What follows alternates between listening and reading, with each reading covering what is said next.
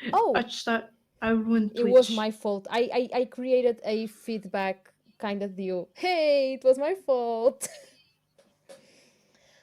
That was so I thought weird I though. just ruined Twitch. No, because I muted What was everything, weird? but then it and I don't know. Sorry. I Hey, promised I promised to do a different entry, but I was not expecting that would be this different, and I'm not disappointed in a way. you will be when you listen to the VOD. Oh my god! I don't. Okay, here's the thing. I'm going to list it anyway because I have to edit and upload, and probably I will get an instant meltdown. Just kidding. Okay, Anyway, you can so start. we can start. Okay, so so welcome to another episode of the podcast. You don't look disabled, where we are two peeps that are incredibly burnout, and we happen to be disabled. I know that those things are incredibly mutually exclusive. Slash sarcasm. so um, so basically, we are here to talk about a disability and intersexual lens, but today we are going to talk about relationships. Yeah. Yeah, So basically, I promise you this has to do. I promise. I promise this has to do with our brand thing. I know what it's called. I think it is. So yeah, you're gonna present the theme because I already presented the theme for you as usual. that is fine. Yeah, we are going to talk about views on relationships in relationship with being neurodivergent. So basically, how being neurodivergent affects the way we are in relationships, and these relationships can be of any kind. You know, they don't need to be necessarily romantic at all. They can be family relationships, friendships, or basically any kind of relationship you can think of. It can be co-workers, it can be relationships with pets, literally anything you can think of, and how basically in our cases being autistic and ADHD affects the way we are in our relationships. That's it. That's the theme. Yes, it's you Is the may theme. you may say I'm, I'm, things. I may think about the subject. Listen, Todd. I don't know why I was in charge of this team. I mean, you were also there because, first of all, I'm autistic. I supposedly don't know anything about relationships. I don't understand those. I'm too. I'm not very social. I don't have any social skills. Basically, I'm too concerned about doing math and equations and these things. I don't want to do anything with human beings at this point. I'm very concerned about my academic endeavors, and so I don't really care about relationships, uh uh even though I kind of have them. Well, apparently I have some knowledge about the subject, so I may introduce the subject. I may start this discussion. So the discussion is it's about relationships. Uh, so basically, you say that it includes every type of relationship, like for example, relationships with the family members, friendships, situationships as well. I would add. I still don't understand how much the concept. I think it's a kind of a undefined label for a relationship, like you cannot define, which I think it's kind of like how I would actually describe most. I don't know if most, but some of our relationships I would describe them with that label. I think it is what that label means. And I just found it on Tumblr, I think. Of Yeah, course it so had to be yeah, on so Tumblr. You want to know I a wish, name to give a relationship you yeah. have? Go on Tumblr. Yeah, basically Tumblr. I sometimes resent Tumblr, but Tumblr is kind of like it's kind of Why useful. would you So resent Tumblr? Tumblr is literally the I best don't place know. when you want to go with labels. It's like, I don't know what I'm feeling. I don't know these things. You probably will find a blog that you can just send an ask and you will get 100 answers. Or maybe you're just scrolling at 3 a.m. and you'll discover that there is this cool label that you never heard of, and suddenly your entire identity changes because, oh my god, this is what it's called. And you'll find it nowhere else. that it's literally a Tumblr thing. So no shaming on Tumblr here. I will not allow it. This toad will die on this hill. Um, okay, I would say Toad is right, I guess, about Tumblr validity for scientific validation. Um, they have a lot of credibility. They've made a lot of bunch of studies with qualitative research and such, like peer review and such, to describe the human Damn it. relationships. It's really believable, as you can see. Okay, When it okay, comes to fine. I'm just being sassy. identity, yeah, but that's the thing. Okay, you know, you are touching a very interesting topic, which is academia when it comes to identity. So a lot This is of about relationship. This is about relationship. and it's related. Oh my god. Because when you talk about relationship, you are also talking about labels for relationships, and a lot of times queer labels, and these labels are identity labels. Okay, also I'm hearing a little bit of my own voice on your side. I don't know if your headphones are leaking, but whatever. um I was saying, so a lot of times these terms have been used by people for years and years and years, and there is no academic record of them. And a good example of this is the term aplatonic, which is a term that I personally identify with. But if you go look for bibliography on this, I don't know if there even is, but if there There's is none. so, There's none. yeah. So Scarce? yeah, so what I'm trying to say is the community start using these labels, and academia, what it does, when successfully and when done by the people from these communities, which let's face it, a lot of times doesn't happen, then it compiles this kind of information. But that's not where knowledge is created. I'm sorry, it's created by the communities that come up Um. with these labels. So for as much as I am a person of the science, in the sense that, like, yes, please, if science says something, don't go around going like, oh, but conspiracy theory, please, no. But at the same time, to what point are we trying to, yes, queer theory, but queer theory is still a very niche part, and sorry, it does not include a bunch of things that communities are already saying.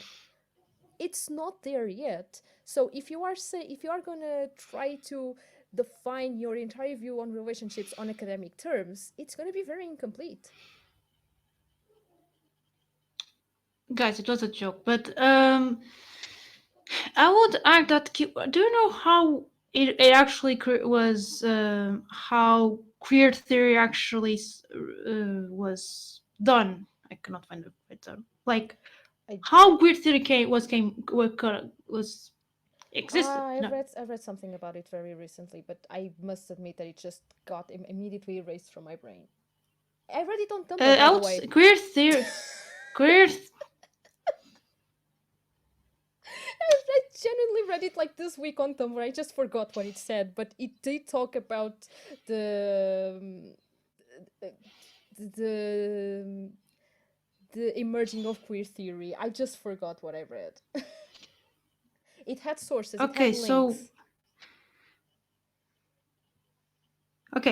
queer theory was this was in post no not post it was during the AIDS pandemic, and this I'm talking 80s 90s, and so it was about queer people writing about themselves.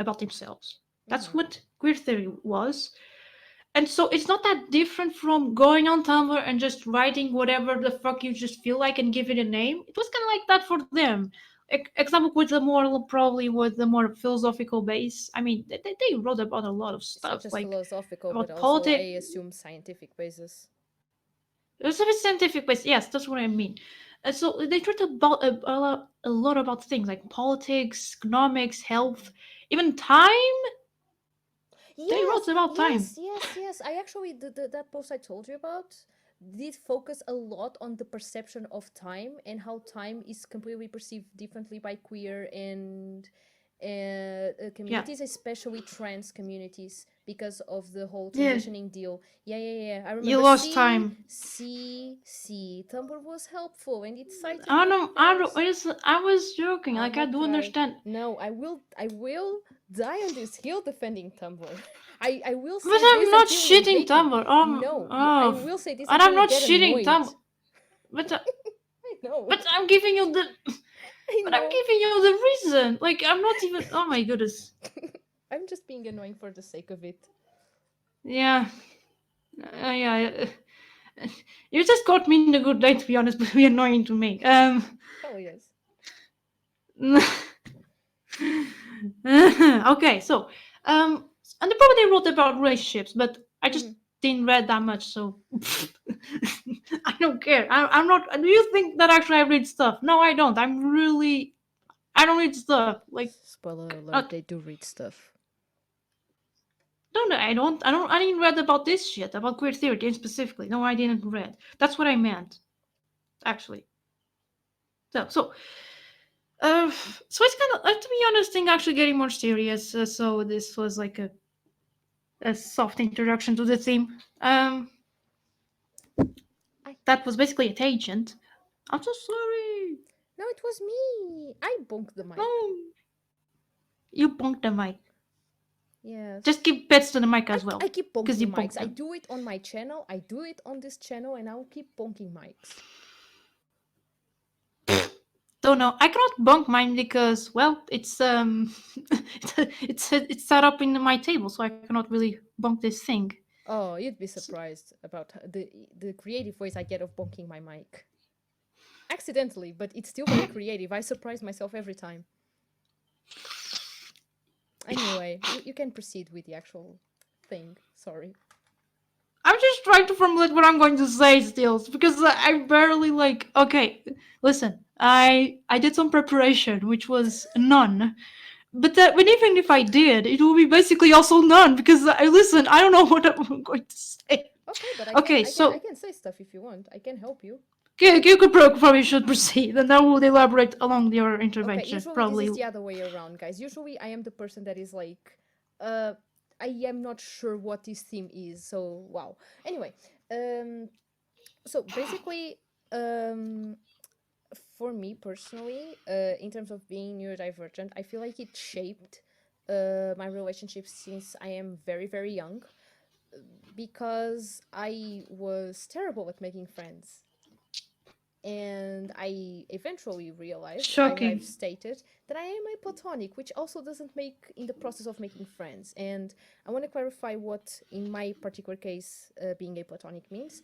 It means that I don't feel platonic attraction. It means I don't feel attraction towards making friends. It doesn't mean that I don't have friends. I do have friends. It's just that I feel other kinds of attractions towards them, specifically romantic, tutorial, like tutelarian. Jesus fucking Christ! I don't know how to say stuff. And Total just cedural, fucking Christ relationship. Pronto. it's tutelary, and cedural, which means that I basically want people to date me. I want people to protect me, and I want to protect people. That's it. That's the kind of attractions I feel. To put it in terms that are a little bit easier to understand.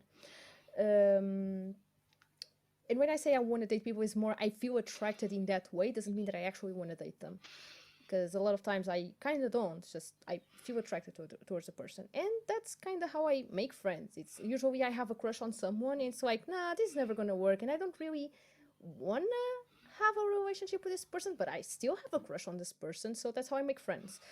And let me tell you, that's not a very cool way of going around it when you are very confused about this and you don't understand that this is not the norm. And I had a lot of problem understanding what the norm was in the first place, being autistic and all. So, also being ADHD, I was an extremely loud kid and I could never stop. I was always jumping around and running, and people tended to define me as crazy because of that. On my back, of course. I only figured that out when I was in college. But better late than never. Ish. Yeah. Um, so basically, what I'm trying to say is, because I had a very non standard view or rather a very non-standard way of feeling things and then of acting. The process of building relationships of any kind was very hard for me, so I ended up on having my first actual friend when I was 13. Before that, I do remember, there was one or two people that I cared for, but it's not like they cared for me. It's not like I could ever develop anything that I could call a friendship at all. Um, so yeah, from then on, I kind of stabilized because that's when my emo phase started soothing. Because wow, I have one friend, therefore I don't need to dress all in black and be listening to heavy metal all the time, you know.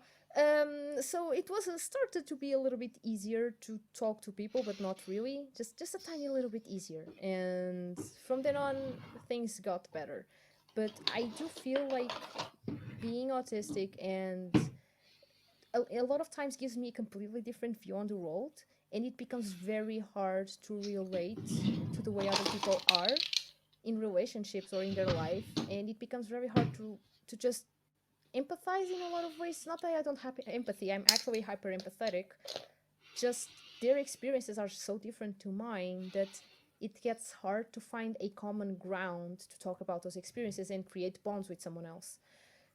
That's it for friendships. In terms of other relationships, well, I am polyamorous, and I basically I don't. I mean, it's pretty easy to me to imagine just having one partner and being monogamic. Don't get me wrong. It's not that the idea doesn't sound appealing to a degree, but also kind of doesn't make sense when you start actually thinking about like where do you stop having a friendship and when you start having other kinds of relationships, be them romantic, sexual, sensual, whatever you want to have with someone else. It's like, because you have romantic relationships that do not involve any kind of sexual deal at all, but then you have relationships that are sexual and are not romantic. And where do you put this? You end up developing different relationships with everyone on the course of your life. And to me, it started being easier to, even if I am, let's imagine it's not the case, but let's imagine, because at some point this was what was happening. I had one romantic partner, and I had a lot of close friendships in which there was some kind of physical contact that could be, let's say, misinterpreted from the outside, even though we were just friends, quote unquote. um, Even though we were just friends, we had a lot of physical contact, and me having, a relationship, it's not the kind of deal that should be happening. Should, whatever that means. So it's kind of stopped making sense in some ways, the way society was imposing a lot of standards for relationships on me. So I kind of gave up on Hmm. that all. It Hmm. didn't make logical I sense to see. me because my brain could not logically process that. I see. Uh. You want me to go on? I can go on the entire podcast if you want. I can just make this a monologue. Oh my goodness, no! Because you have that. You could say that's a joke, but you can actually do that because it I'm happened once. I'm not I'm saying this as a semi joke. I can actually do it. I don't want to, but when I said that I can, I meant it. I can. That's what I understood as well. I was kind of like, Um. Okay. So basically, you describe a whole deal as apatonic. Also, you notice like you mentioned the sexual part in romantic relationships because you're asexual, right? So Yes, but I still have and sexual relationships. yeah, no, I know that you. I No, was know what I'm clarifying saying. that to other people. I'm so annoying today. I don't know what's happening, guys. And I'm. Listen, I'm like very close to actually shut down all the time that I start to talk. So basically, this is being a little hard to be honest. You got Um. this. I trust in you. So basically, uh, because I made that remark because because I want to mention that Um, the same thing that I think it was carrying hard because I'm going to start this backwards, probably, because that's Go ahead. apparently how my brain works right now. So I think what because I'm asexual, So and I was like the first thing that when I thought of renting relationships, it was like the sexual part was already kind of like the part of the deal. Like it was a thing that was supposed to like you get romantic and then you get sexual, like that type of thing. Uh, this was a little bit terrifying because I was afraid of okay, we have to get sexual then because we are in a relationship that is romantic, and now and then there's kind of like um kind of like a layer that you just climb to get to the sexual part because like because it's kind of like a hierarchy, like just people just put sex on the pedestal, which is amazing slash sarcasm. Um so and this was a thing that was kind of struggling because imagine because I wanted to be in a romantic relationship and I would eventually if I feel like it to actually be sexual, but I just don't think it would be essential to the relationship. It will be more like part of the curiosity and just having fun with the person, just another type of fun with the person. I just want to make this remark because I think you kind of mentioned it, but I wanted to develop a little bit. Yeah, yeah. So because that's the thing that actually made most sexual struggles. We are being dealing with this belief that relationships, romantic relationships, they only are intimate if you become sexually intimate with a person. That's the only definition that allosexuals have of intimacy, which is wrong, because there's types of like sensual intimacy, even emotional intimacy, like you're just going to share your own traumas and such, like that type of shit. That I want to make this remark, and it was like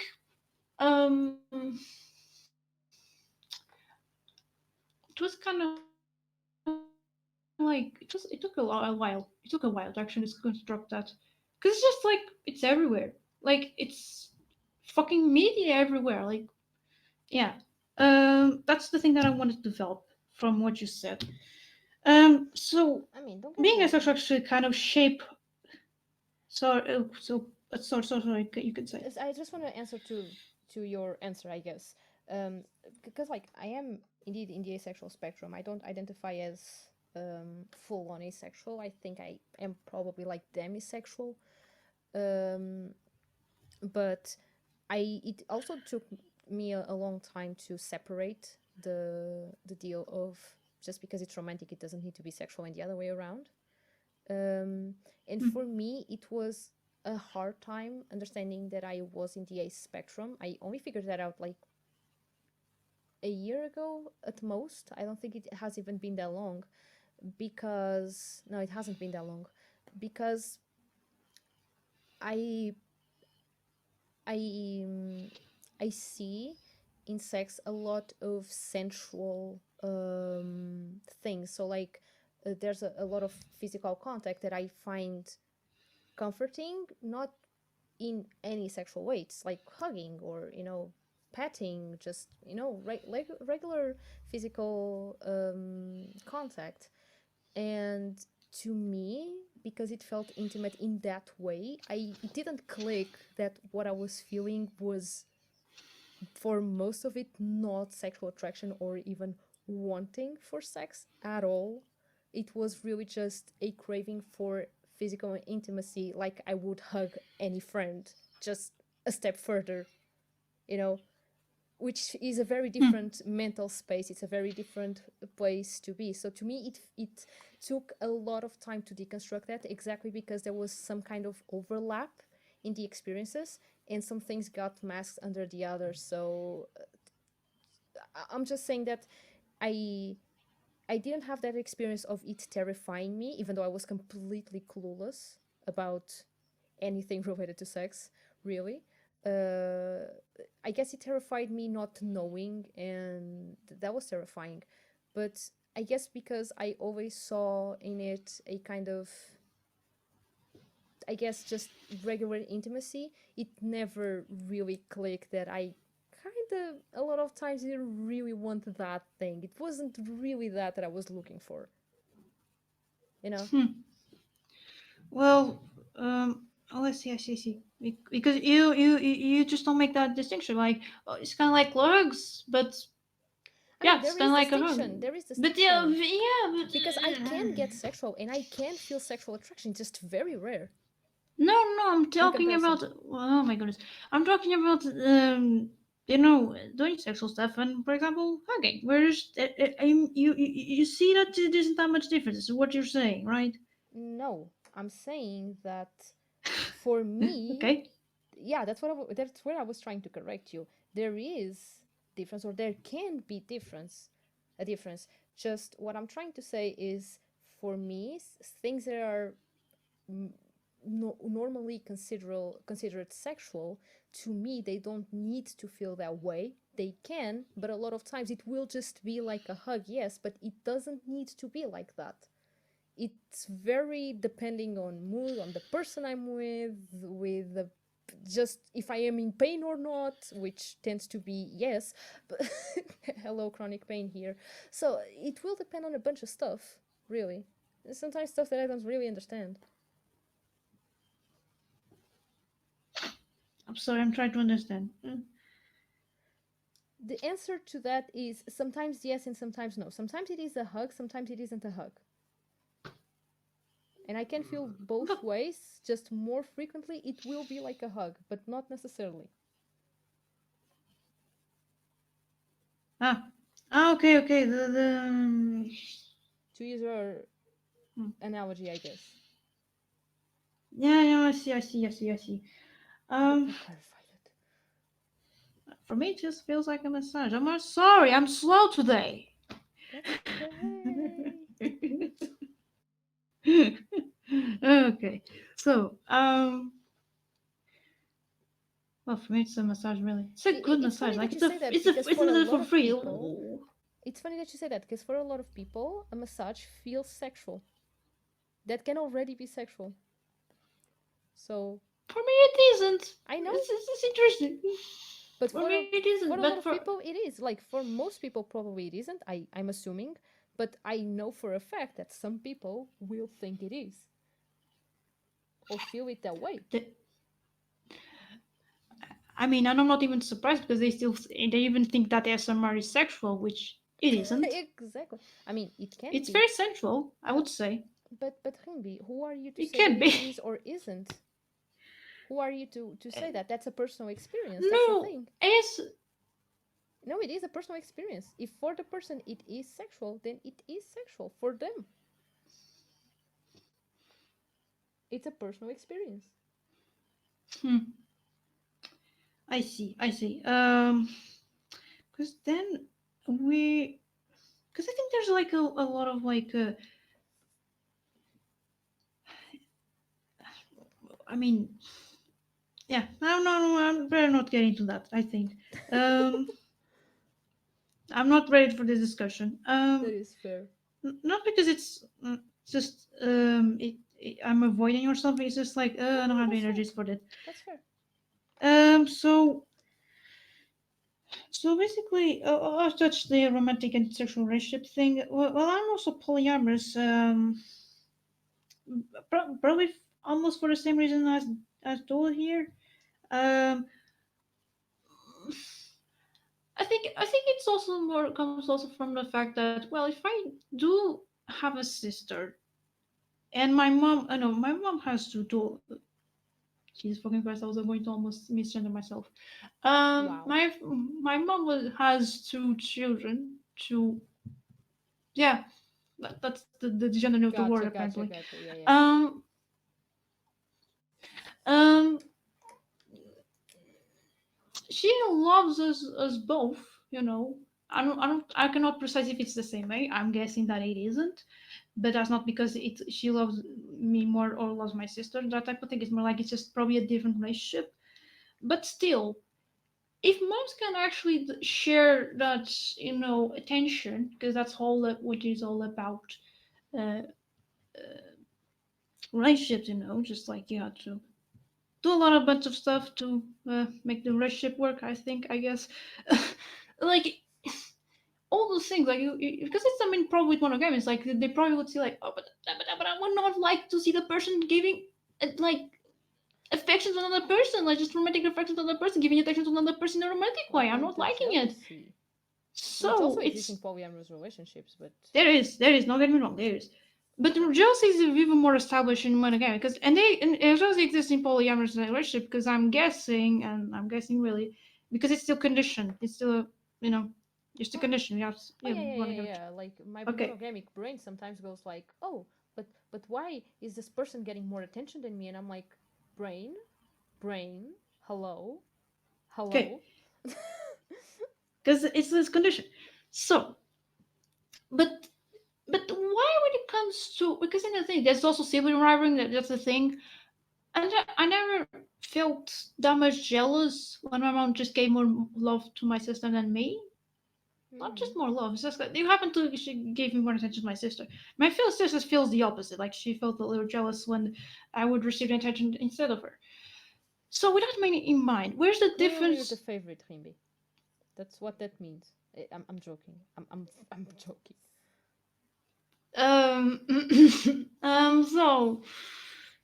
so where's the difference to a romantic relationship? Like you cannot just share that same attention. Like you cannot share the affection.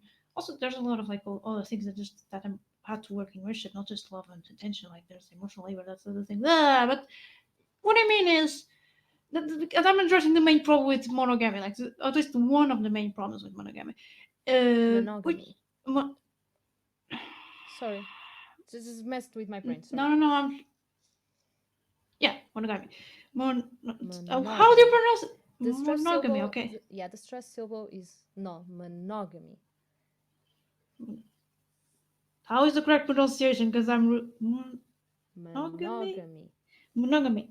Yeah, that's Ace. better. That's better. Yeah, yeah, yeah. Okay. That's very understandable. Yes. Sorry. No, no, go on. So where was I? So why does it doesn't work the same way with romantic relationships? Like you can just who and also can I come back to the feelings thing? Like people just like, oh, but you can only have romantic feelings for this one person. You cannot have romantic feelings for other people. You Yeah, can't. because There's like otherwise it means a that you don't boundary. really like the No, person. This just means there's you haven't line. met the one. There's like you met one, and then nah, you cannot love anyone else in a romantic way or And sexual way, if you whatever. do, it means You that you cannot. didn't love that person really as you thought you did. Oh, Ah, I love this so much. ugh. I love this so much. Slash sarcasm. No, because I don't understand why they just draw a line in just loving one person in a romantic way. They Why? drew You that can have a bunch of line. kids and I have. Yes, I know that it's patriarchy. We all know it's patriarchy. Every patriarchy is the answer for any other type of oppression, to be honest. Don't add me. So, here's that. So that it was it was very confusing. It was a very confusing idea, especially because when it just happened to write poems and read a lot of 19th century poetry. It's like a very established rift between what society things of relationships, and then poetry just looks like sluttery. There's just sluts everywhere, orgies, like because it's the thing. No, that's why. Um, Hello, brain. Rimby's brain. Are you no, I'm working? still. I'm not the mic today. Not this is not the mic. This is Remy's brain. What I mean is that well, as a poet, I also tend to have a different way of perceiving things. I know, shocking, isn't it? Um, Okay, but aren't you a and poet because you're autistic? or ADHD, both, to be honest. I'm also depressed, and oh my goodness, depression is a very interesting topic, to be honest. That is very current right I have now. been starting to Um, understand it because chronic pain. So if you want to talk about it some other day, I'll be up to it. what? What? I'm starting to What? understand depression. So if you want to talk about it some other day, some other episode, I'm up to it. Well, it's a theme. Another theme for the list. Okay, We can? let's do it. Yeah, I mean we can. Not today, for Christ's sake. No. That's what I'm saying. Not today. Later, Not another today. episode.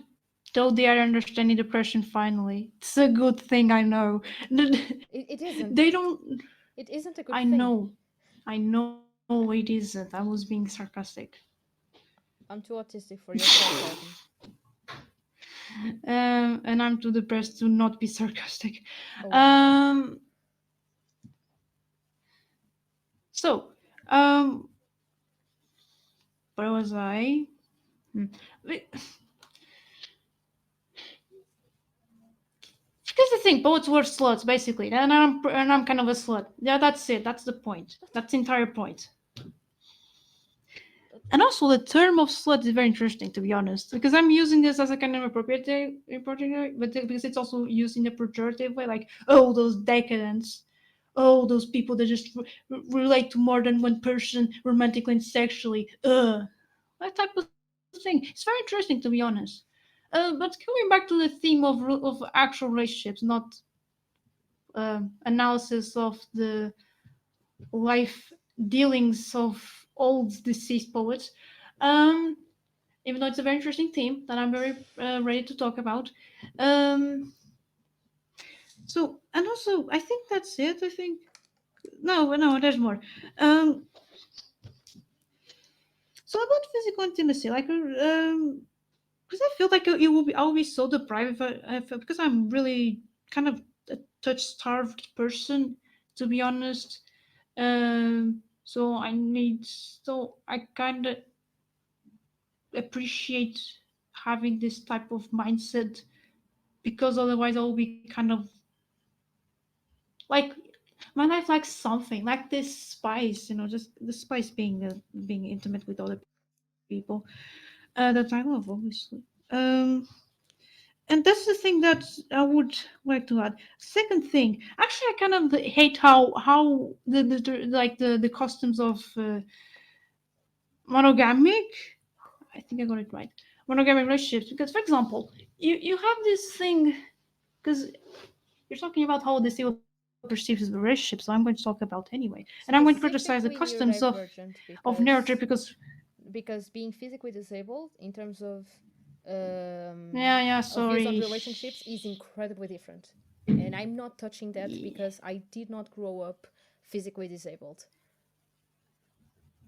Yeah, I'm not going to talk on that. It's yes, neurodivergent or visual disabled people. Yeah, that's pretty much it. Mhm. Uh, so I would really like to criticize the neurotypical standards of relationships in a way. One of them is the weird type of communication that they have. Oh yeah, fuck You know, that. even though I'm kind of like guilty of that. Yeah, Yes. it's conditioned. I'm conditioned. Oh I'm yeah. Oh, I conditioned. don't know how to So mask also Rimby 24/7 in a relationship. How about I mask and am passive aggressive and will just give hints and expect my partner to understand what I mean? I'll just make this fucking petty paper, and now you gotta find all the clues and put all the puzzle together so that you know exactly how I feel. And I'm like, how about I just slap you at this point? I'm so done. Can you just say it, please?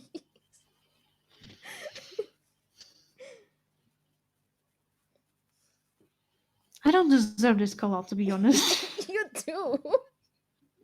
What do you mean you don't deserve this call out?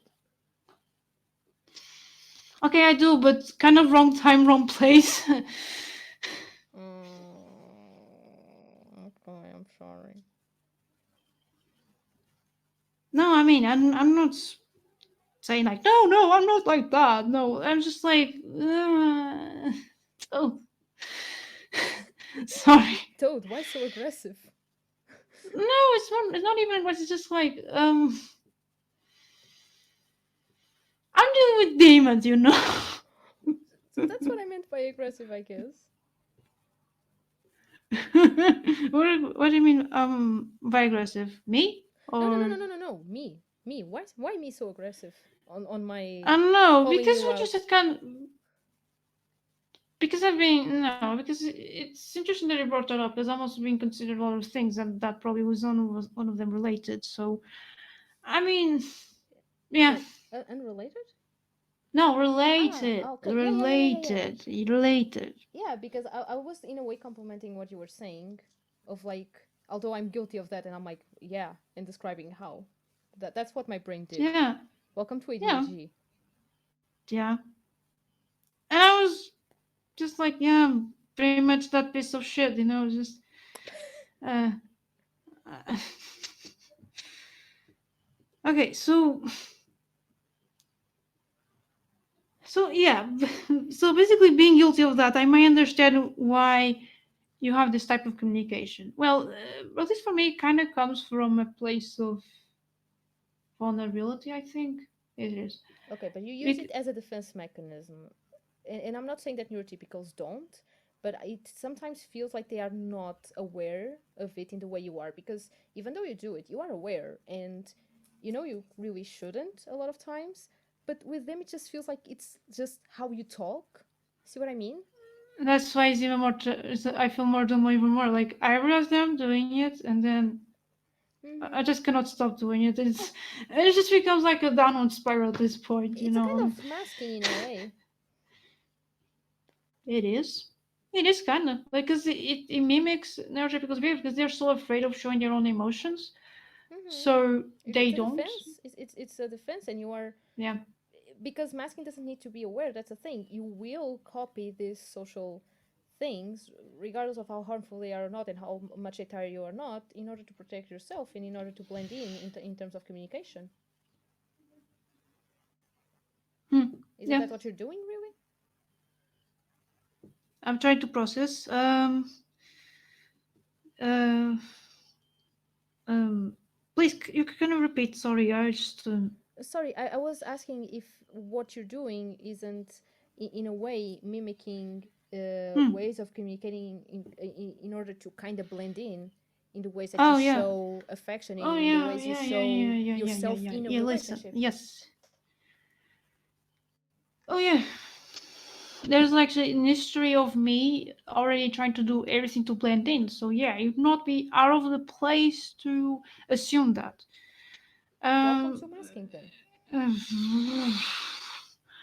uh, yeah. So here's me, just like 2 months after that I said that I did mask, that I do mask. I'm no I am longer in so denial. surprised. I am so I'm no surprised. longer in denial. I prefer to be in. Um, I Terry. don't know. Not see that shishi. Context, that's just the river that passes in our capital, and Shishi means pee. Because that city smells like pee. I need to give context for people that don't speak English. Rimby, why you do this to me? Oh, why you do this? How dare you? Because here's the thing. Because I'm about abolishing work, so I don't put any other people to work more. I I will I just will pretend that made sense. I just troll the toad. Troll the toad. I I'm just troll having. it. I am talking like this because I'm having an equalia moment, guys. Don't mind me. I'm not making fun of anyone's accent. I don't even know what kind of accent this is. I'm just making fun of myself, and I'm having fun. Don't mind me. But put it this way. So basically, uh, uh They're laughing. Oh no, what comes? but put it this way. I realized now that I mask, and I Mm. always said that I mask socially, so it was not a Mm. lie. And so I do You that. look like these people that are like, oh, I don't smoke. I just smoke socially. I'm making the distinction of the type of masking. It's not like because I I'm think an there's a alcoholic. I just drink socially. That's the vibes you're giving me. Okay. what I mean by socially masking. I mean I cannot mask my sins and I mean you already know the concept, but you're just making fun of me. No, Jordan. I was just having fun. I know that you're having fun. I will let you. So So yeah, that's the type of mask that I'm referring to because I think it can because the thing it's But unfortunate isn't that I can. masking always social? That's where you lost me, really. Sorry to interrupt you again, but I'm not understanding, really. You're saying that I Okay. understand, but I don't. No, what I mean is, hmm, imagine. Okay, I will make this. Okay, put it this way. There's a different types of. There's like a different type of acting in cinema, and there's a different type of acting in theater.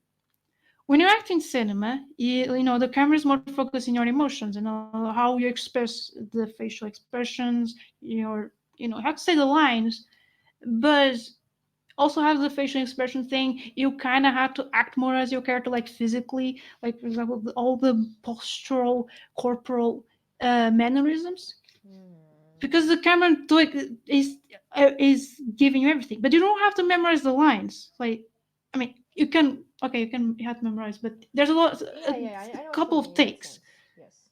So theater is less focusing on the facial expression because you cannot see the fucking person. Basically, they just have to project the voice, and how to act as they had to say the lines like perfectly. Like they had to acquire about all the vocal evocation. It's a lot of vocal work done to cinema Yes. because you have the mics and everything. That's why I make this distinction between different types of mask. Okay, but Oh, just because it's a different kind of persona that you're putting off, one more focus on the voice and because they are different, it doesn't mean that they aren't both social, right? Because masking is always social yeah. at core. That's where you're losing me, really. Because Okay. how isn't masking social? When is masking not social? I'm using the conventional sense because both are social. Like yes, What is the but conventional sense? I'm confused. uh, I am a confused thought.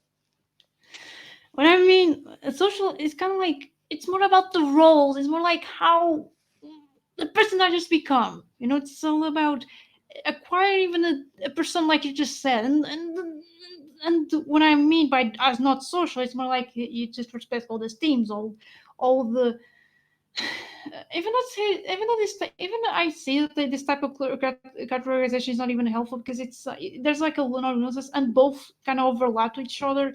It's harder to be honest because it's my better way to explain that no, I cannot suppress themes, or I can have, but I cannot really. But people could just see me as disabled. But but I'm not.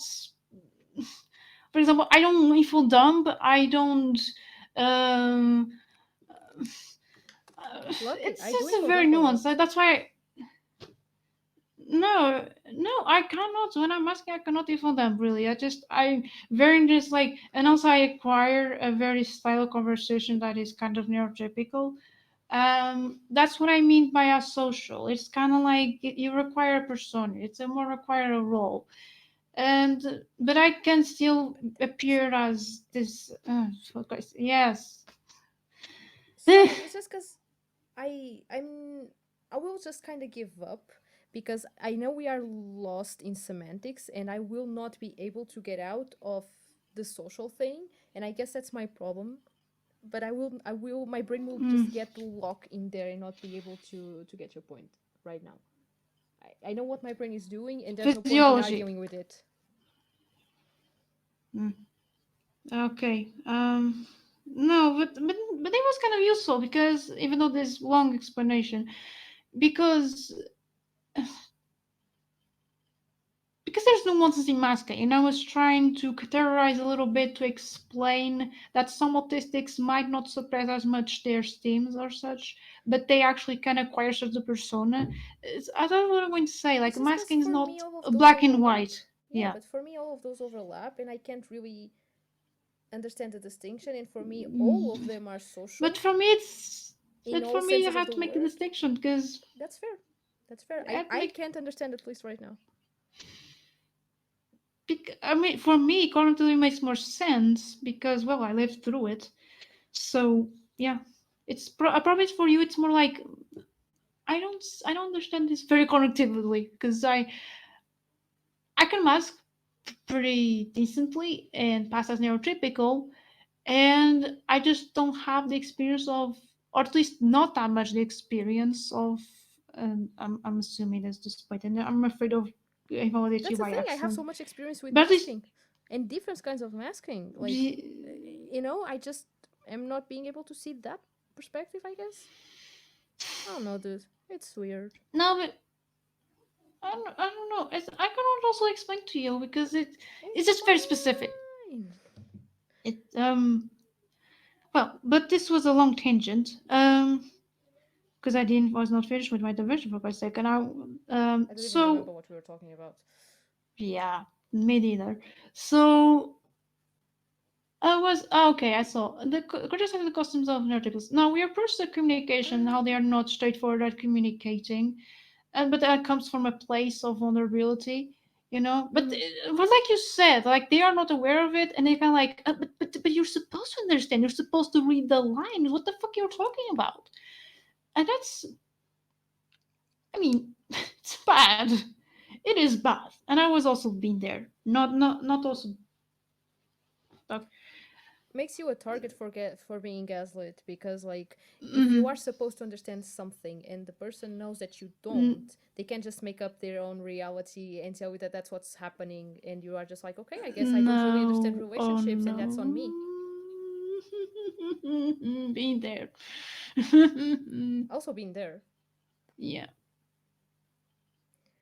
yeah, we been Because there. we become very easy targets when it comes to this kind of Yeah. gaslighting, exactly Mm-hmm. because we don't really function with that kind of communication, at least not in the same way that neurotypicals do, tendentially, for most Mm, at least. I'm in a weird position because I can be either straightforward or be the most confusing thing Yes, ever. but when you are confusing, you are not confusing, you are mimicking the neurotypical way, but you still Yeah. don't do it with the same Mm-hmm. tools and in the same way by definition. It's even worse. Oh, whatever you want to call it, it's just not the same. However you want to frame I it. can understand that's even worse. Not in the sense like it's more damaging or something. It's just weird. That's the best that I can describe it. Because yeah, I think that we touched the okay. So we've been there with the people not being straightforward to us Hmm. because it's kind of seen as a rude thing, just saying the thing in the it's kind of like you shouldn't say that in the most Oh yeah, no, no, no, no, uh, no. In all my relationships, it's like I say whatever the fuck I need to say, and a it's lot of because they times have I'm neurodiverse relationships. way too, yes, and a lot of times I am way too straightforward, even for my neurodivergent folks. But it's like I either talk like this or I can't talk at all, so deal with it. Hmm. It's the only way you're gonna get information out of me. So hello, this is how I talk. I, Am I being rude? no, Maybe. Whatever.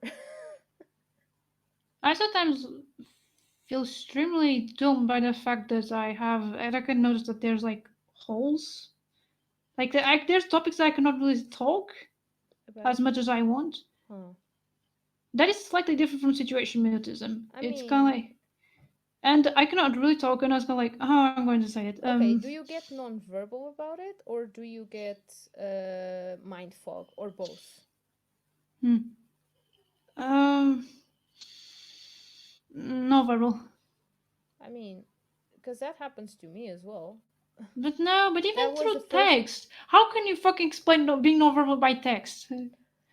I That is a shut thing that down. is. Shut down. You shut down. And you cannot communicate that. It has happened to me Mm, before as well. I no, actually I don't figured think it's out shut down. I figured out that I have instances of being nonverbal because the first time it actually was so, you know, noticeable that even I could not ignore it and make up lies. Like, oh, you're just being a coward and you can just say things to people's faces because you're a coward. In the moment that I couldn't really give myself any more excuses like this, I realized it Hmm. because I couldn't say it because my throat physically hurt when I tried to talk. and I just wanted to crawl Oh, onto yeah, myself. It felt like someone yeah. was grabbing it from the inside. Um, Mm-hmm.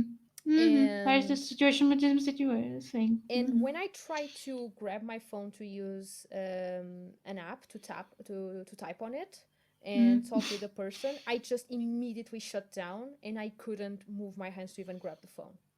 I just Okay, it couldn't. doesn't happen to me. Okay, it doesn't happen to me. I see that. I'm trying to remember the situation when it happened recently. It depends. Sometimes um,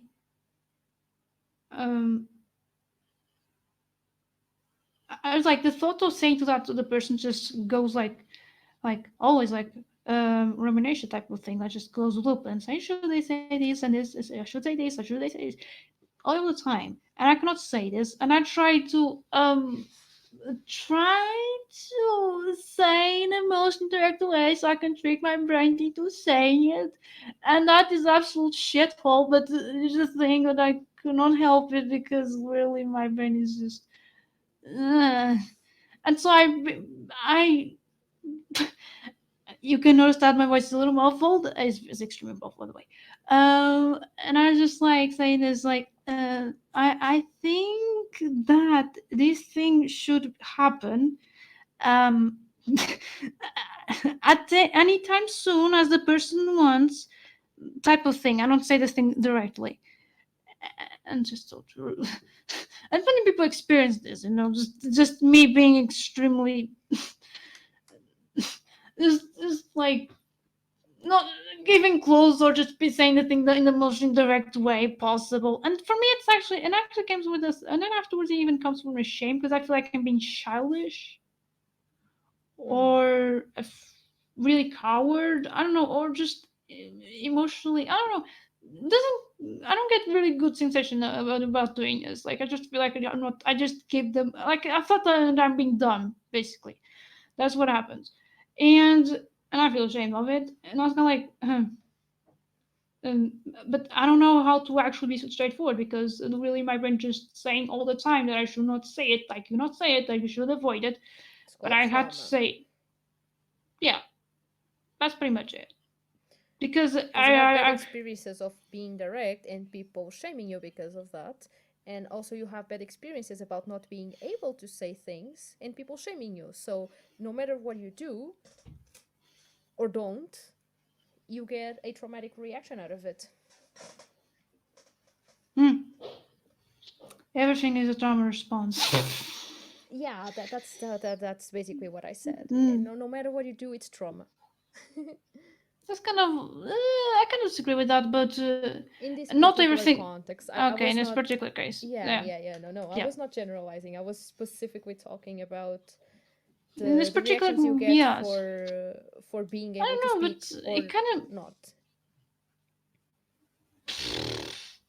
yeah, yeah. I'm pretty sure this is trauma, basically, because I still mix with a little bit of situation mutism, which I do have, which it overlaps a lot, to be honest. I But what just don't happens is kind understand of how it isn't a form of it.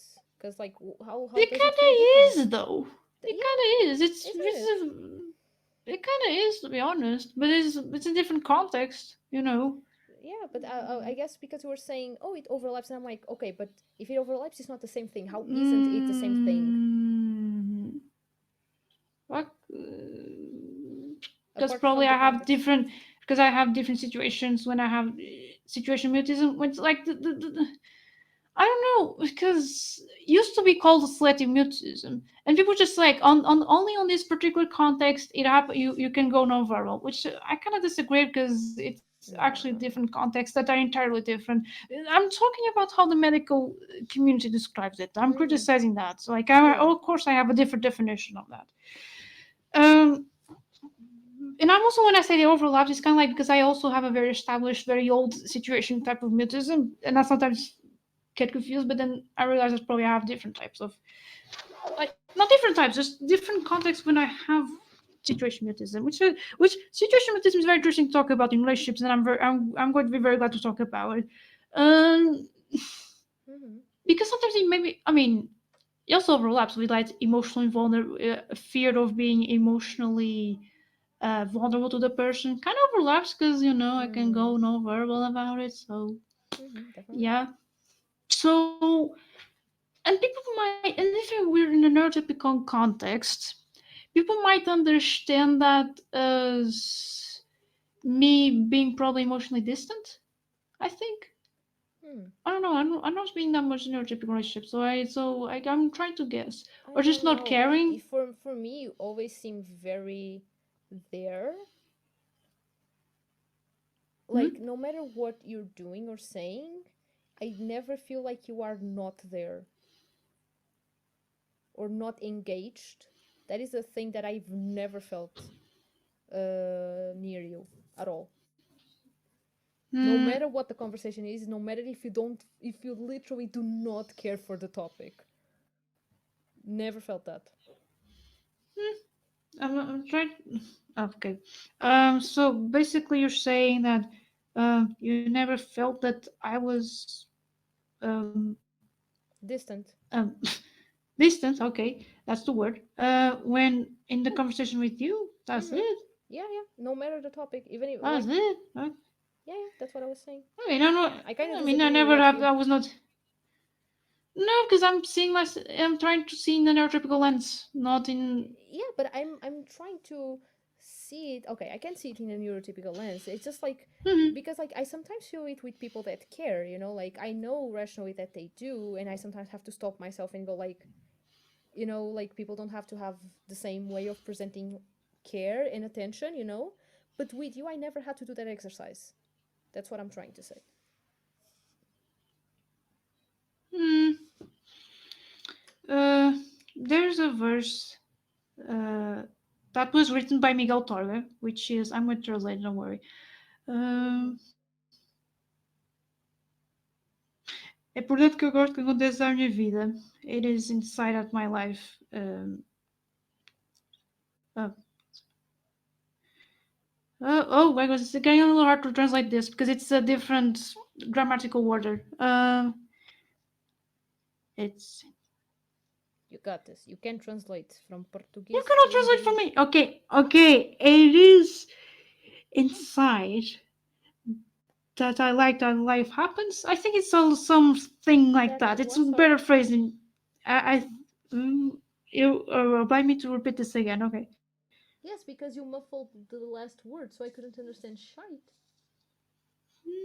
You started speaking And I'm faster. having yeah, because I have no inner voice and refutation completed. So I'm trying to remember the verse and then do the translation because it's a different grammatical order. I think it is like Yeah, but it's I backwards. literally just needed the last part. I know. Man, the English translation is kind of shit, but I'm going to say anyway. It is inside that I like that life happens. It is a translation. Okay, I don't understand one word. What life? The word before life. I do like that. I cannot translate this shit. Oh my goodness. That's what I mean. I'm just going to give up because really, my brain is not working. Oh my god, I just didn't Uh, understand one word. I just didn't understand one word. because Why are you making a drama out of me not understanding one word? I don't even remember which word it is. It's inside that I do like where life happens. Okay, now I got It's it. a better translation. Okay, sorry, I had to go slowly. So basically, what this verse means, it's like the person just has probably they feel things more inside. They don't express that much, but they do feel a lot um of feelings basically. That's the better I can come up with. So basically, and I actually take this verse into my heart because I've been noticing that people just express affection in different ways, or they just feel it very inside and they express in very subtle ways that we have to learn um, how they express it over time. And I think that happens a lot with neurodivergent people. We do have different ways of expressing, that we care about this person, that Mm-hmm. we want, we are very interested in this person. The so-called love languages, which which uh, which is the thing that I've actually been learning, because I know that there's like people in my life that I just express things in very subtle ways, and it's very interesting to see in how they express it, Mm-hmm. and feel joy over it, kind of deal.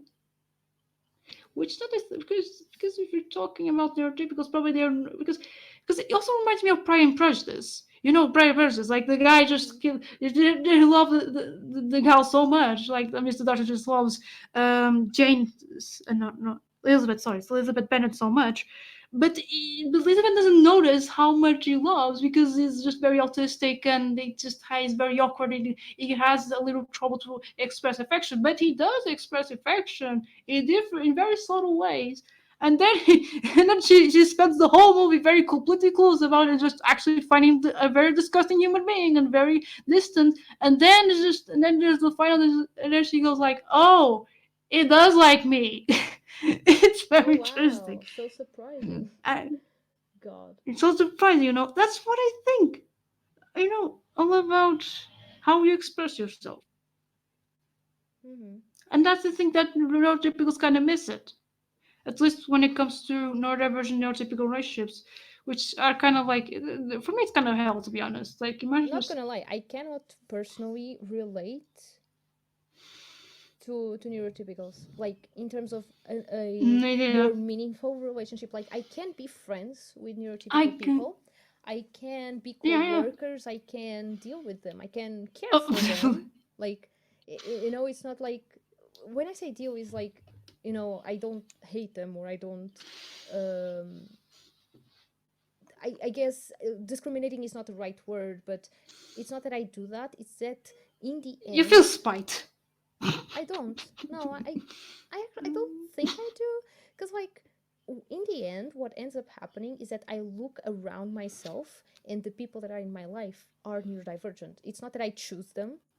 It's just, in the end, the people I chose to relate to tend to be neurodivergent because I relate better to them, I guess. It's not that I actively was speaking them. I wasn't, you know, of course, right now, because I understood this better, if I find someone that I already know that is neurodivergent, I'm probably going to prioritize that person because I know that, quote unquote, statistically speaking, it's more likely that I'll be able to relate to this person. But for the longest time, it was just really me going around and trying to make friends. And it turns out, oh, this person I really care for is neurodivergent. Makes sense. And then I realized, oh, I am neurodivergent then. Yeah, that was also a thing, indeed. that that's the thing. That's the thing that happens to people that they just keep, you know, collecting the neurodivergent peeps, but they're like, oh, but no, me no neurodivergent, me very non autistic, me very very normal, and Why are you calling me out like that?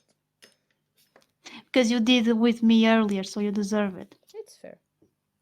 Okay, so I think I feel the same way, because even being friends with neurotypical people, like,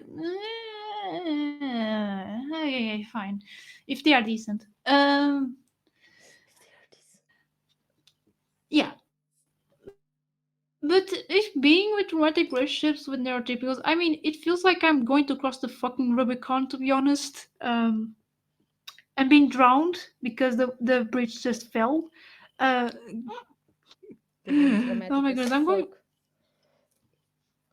Yeah, I'm just using all the references that I know. I'm just spamming as much as I can, so I can, Oh, I don't feel trickle better about dunk, myself they say. while masking. Okay, while masking. Are you not masking? Ah,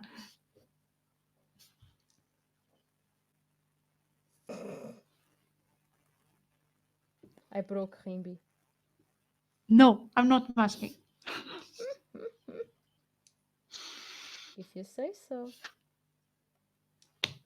If you say so, now look at me. Just for just calling Rimby for masking. I'm so smart and and I very actually am cool pretty dude. smart. Thank you for noticing.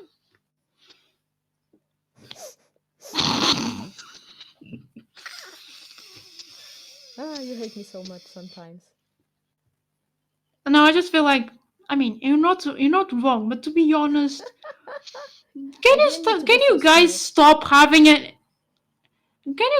having an healthy self-esteem? Because I don't have it, and I kind of feel envy. Please, Oh, I mean, yeah, okay, that's no, basically.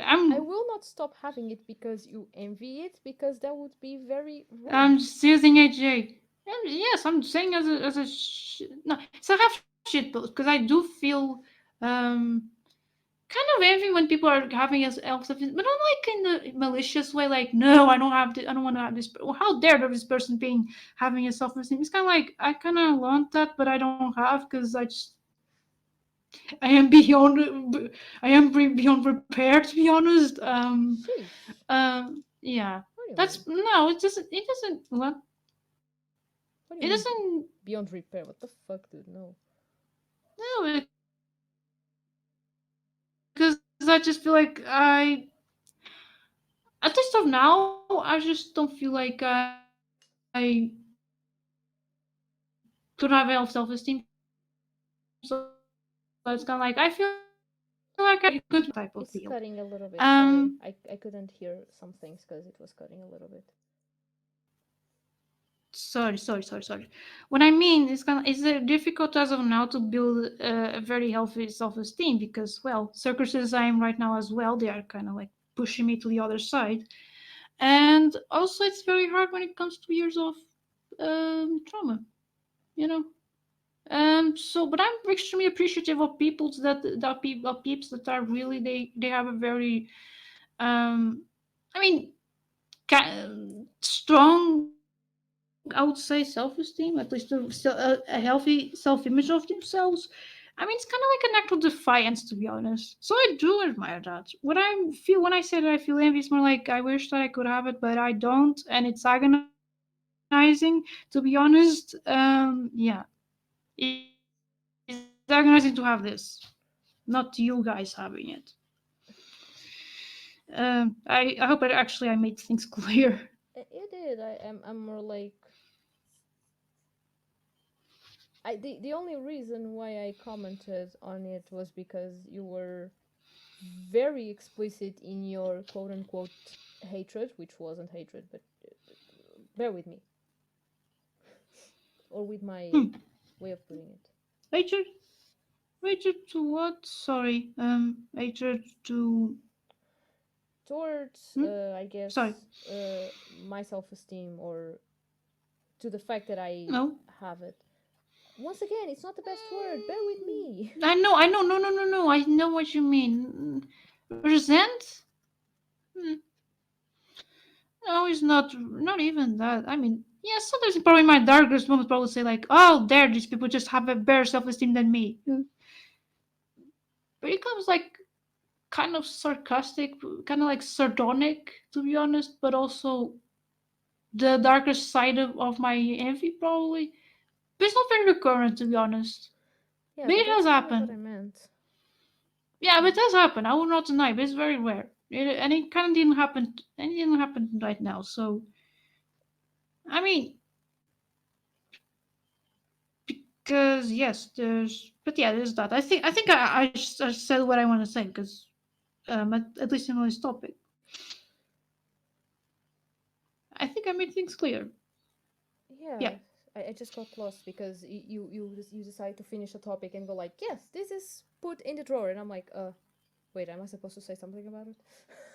No. I was actually thinking about this today. Even when I say, hmm, I know why actually I. No, probably I should not expand this right now. I think. Rimby, you started it. Go on. Ah, I had finished. Okay, that's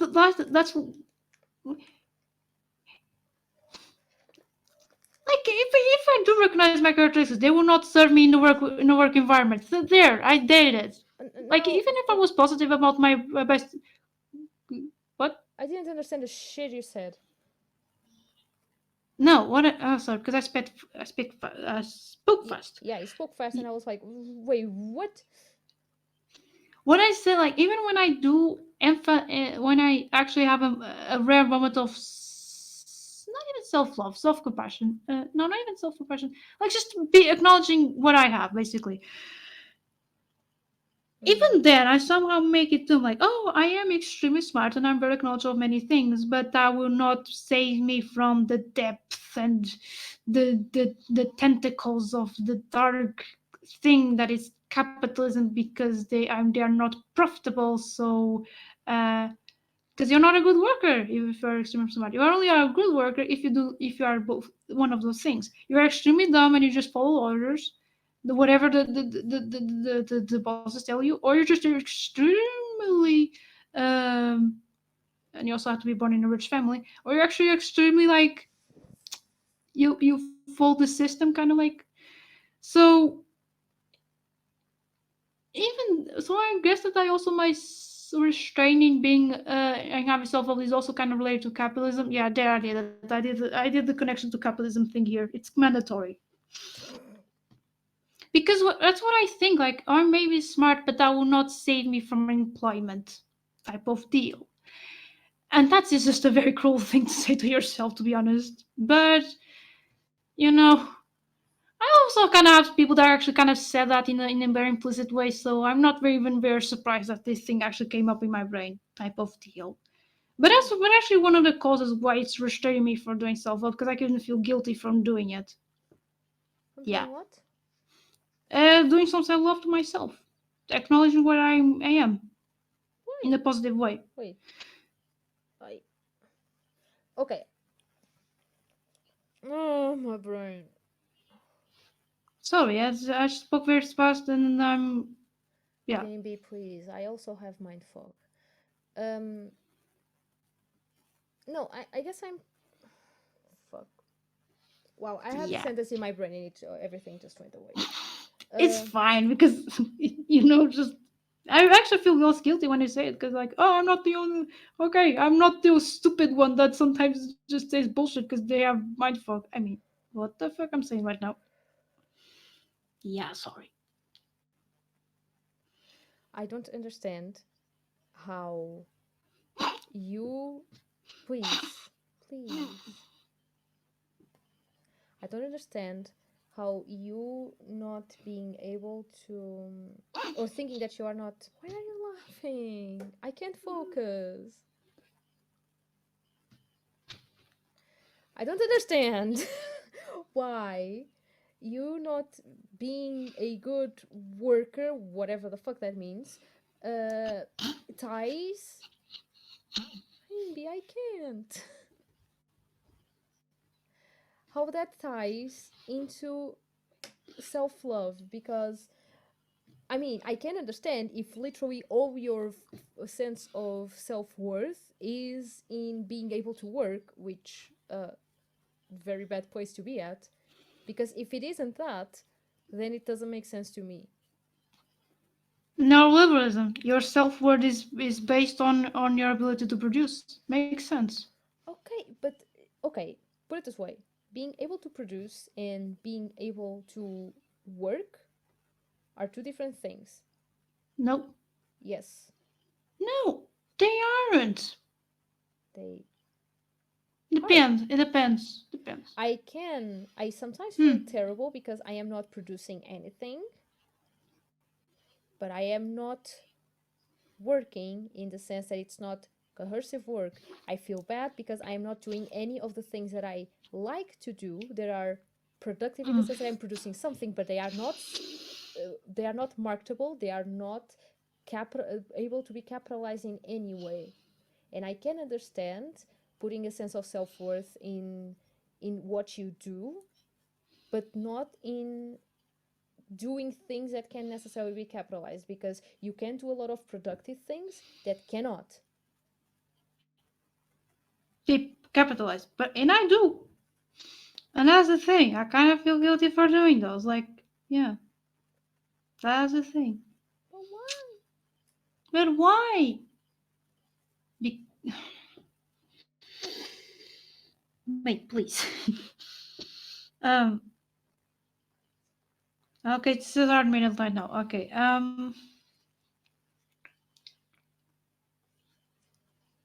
Hmm. Mm.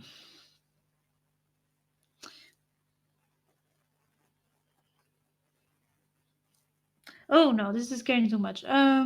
So basically, to say in the probably in the most mild way that I can before getting to actually some um funny stuff. To be honest, in my brain, that my brain is ready to put me as a subject. Um, I think I'm very conditioned to just you know. mm,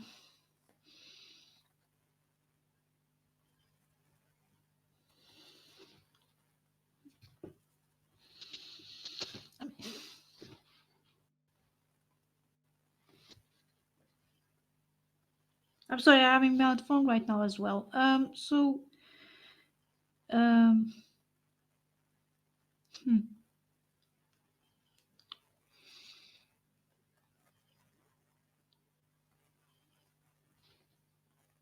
Well, doesn't want to collaborate. I think so.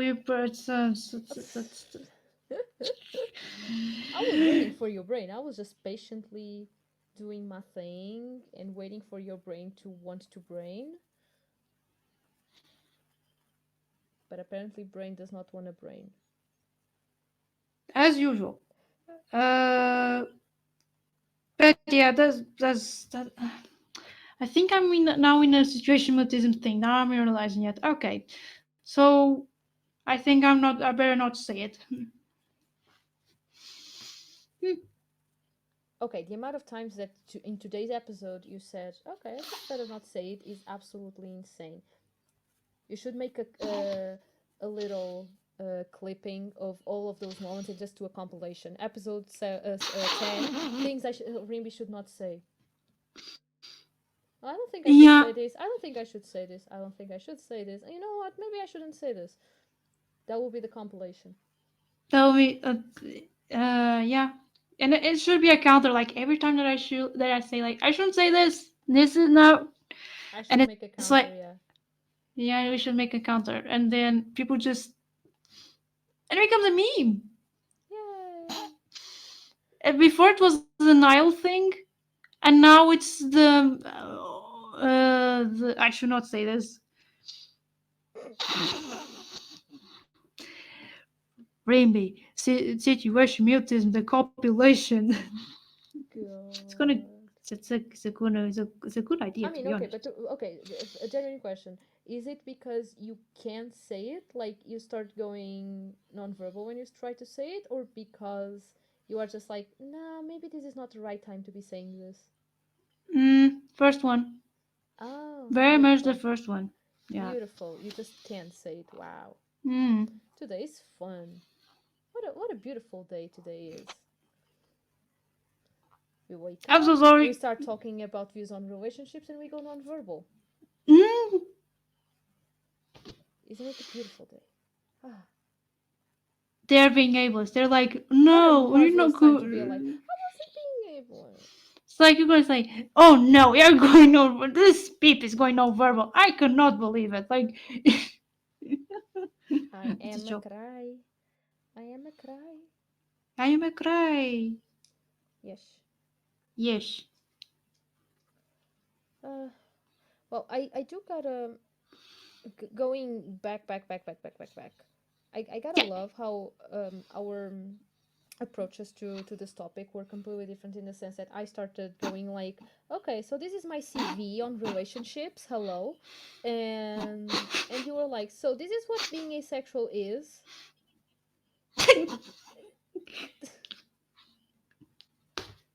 It was a fun approach. I know. It's like, No, but it's pretty interesting because I do feel like that tends to be kind of like a way in which we approach a lot of things. Is I do kind of a summary of my entire life when it in what it is concerned to the topic, and you kind of start in your present moment and in the things that in you relate to the topic in the present moment, and like in hmm, terms of concepts and in terms of um I guess how the thing relates to you. And I'm pointing this out because, in a way, I guess that is also kind of related to maybe how we view relationships. Because, put it this way, the way you relate to content and your relationship to a specific topic, is it that different to the way we relate to people overall? Because, like, if I meet someone and if I like the person, I kind of do the same thing. I kind of will talk about a lot of things from the past, not because, I uh, am trying to relive any of that or anything. I'm just like putting the cards on the table kind of deal, Hmm. you know? And I am also kind of inviting the other person to do the same, so that I feel like knowing someone's past, not necessarily like a lot of personal details or anything, just, overall, kind of helps me understand where they come from and where they're standing right now, kind of the journey deal. Hmm. And I guess that maybe you kind of end up having, in the same way that you have a different relationship with topics, end up having a kind of different way of building relationship with people as well. Me?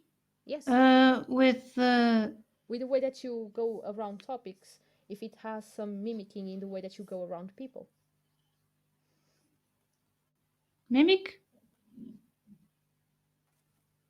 No, sorry, I didn't get it. Okay. In the same way Cause that I do the same no, thing when I talk about topics and in the way that I start meeting people. no. I got it. I got it. I'm just trying to now get what I do because I know like you do the You do, contextualization like you talk about more where you're standing in your relationship with concepts and like how they make sense to you or not. But like, I guess it's always in the present moment.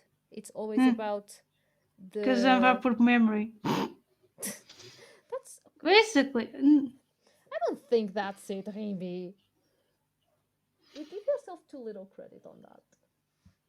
to say that I have very good memory. Oh my goodness, what kind of? I mean, I no, I know seriously. No seriousness. I don't think. I mean, I guess that yes, past. Yes, past is important for some context. You know, just. But I just feel like it's better to give me this version of me than just giving a past version of me because you're gonna cringe.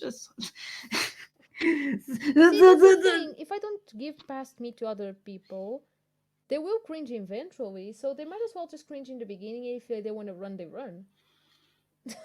No, I don't know. I don't know why.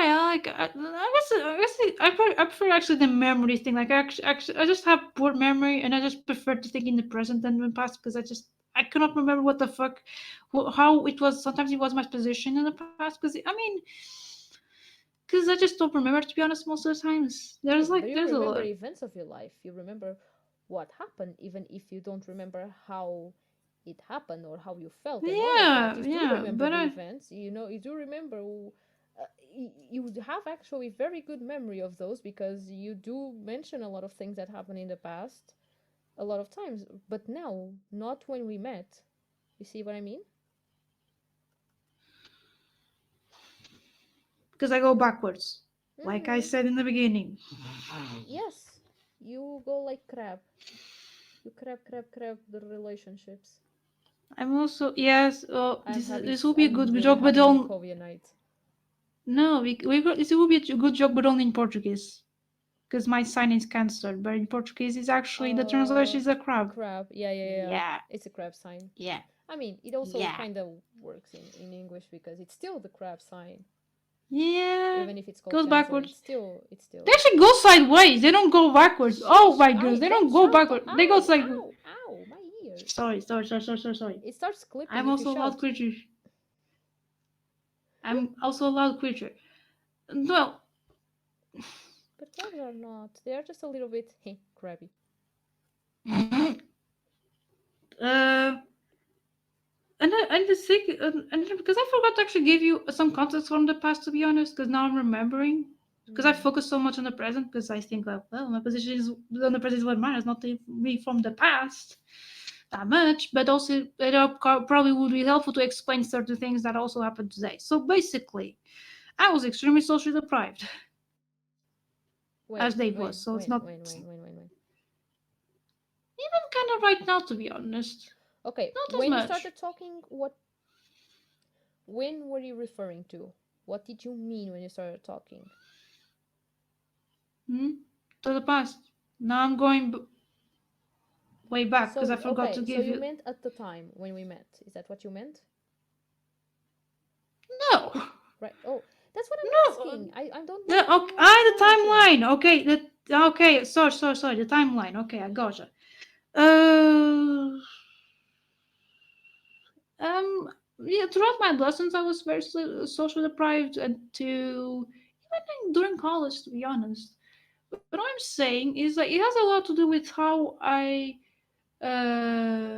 because I didn't have that much relationships. Because if I was that social deprived, I didn't have that much experience with relationships, to be honest. With Because what? yes, sorry, Relationship with what?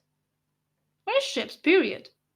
Oh, Any. relationships. My God, I don't know if you're eating all the words or if my audio processing is that bad. I swear I can't understand you. It's really bad right now. But Now would be like, appropriate to say to actually go to the first time that we met. That would be very appropriate segue to that, because that was literally the fucking experience. yeah, I have very bad audio processing. I'm And sorry. I eat words because I'm very angry person. Hungry. Hungry. No, yes, hungry. You're also uh, angry. you're also angry. To I'm what? asking you if you are If I am right now, all the time. Are you an angry person? it goes back and forth. Fair enough. I'm more established as a doom person, you know. Probably not exclude angry as well. You don't discriminate. I see. I see. I don't discriminate emotions. I work on Just all types happiness. of emotions. Happiness is not welcome here. Yeah, not joy. Get fucked, joy. I don't want to feel joy. Joy to the world except for me. Okay, so basically, and I know the rules for relationships. I know, insane, because now I realize, like, do you know how I communicate? Actually, it kind of comes from my wife. Now that I realize this, I because we have because if you also talk to her, and actually because that's how actually I learn most how I should communicate textually. That was from her. And I had this terrible realization just a Please few don't days ago. shout. Sorry.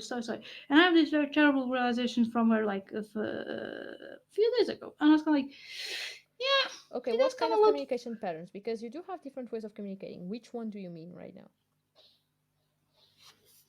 When I start conversation, it's very noticeable. I just say the like a random thing, to be honest, like just to, because I kind of don't like um mm, like those type of questions, like what is your favorite color, what do you study, like type of thing. I actually kind of resent those type of questions, to be honest. I would Really? avoid to do this. Yeah, I do. I don't like. I Um, actually like those. It's very childish, but I tend to really like those uh, because it helps me understand what kind of common interests we have. Like, not the where you study and kind of deal, but specifically like about colors and special interests, things you like, okay. I movies, see. and I see. stuff like No, that. I don't. I like Okay. those. No. Those type of questions. No. Sorry. Those type of questions are fine for me. What I mean is kind of like, what do you study? Where's what your parents do? That type of thing. Because I Oh was no no asked no no no like, no no no no no no no no no no no no. yeah, I was asked that. Those So questions tend to come across as those get classes. fucked. Yeah, those can get fucked. You know, that type of thing. I actually resent those, and people actually kind of ask, what do you study? What do you do? And What you it's scared. study is okay, or what you work in. For me, it's okay. I understand why to you it isn't. To me, it is fine. But like, don't go asking about my family because I will flip. And one person in my life actually did. I was kind of like, how do I say politely to this person that Fuck off. my no, but I would, because it's a thing. They're extreme classes because my mom is a stay-at-home mom, and um how do I say this? And it was kind of difficult to say it because there's like it's because most people now have Social working parents. pressure, yeah. Yes, yes. So I resent those questions, and I Okay. just like, but go back I into guess the I never communication felt patterns. that towards my mom, although my mom was also I felt, a stay at home. I or I guess yeah, maybe people were like that. I just was very very unaware, so didn't really touch me. no, Never I really was aware got of the to me. stigma. I was aware of I the really stigma. wasn't.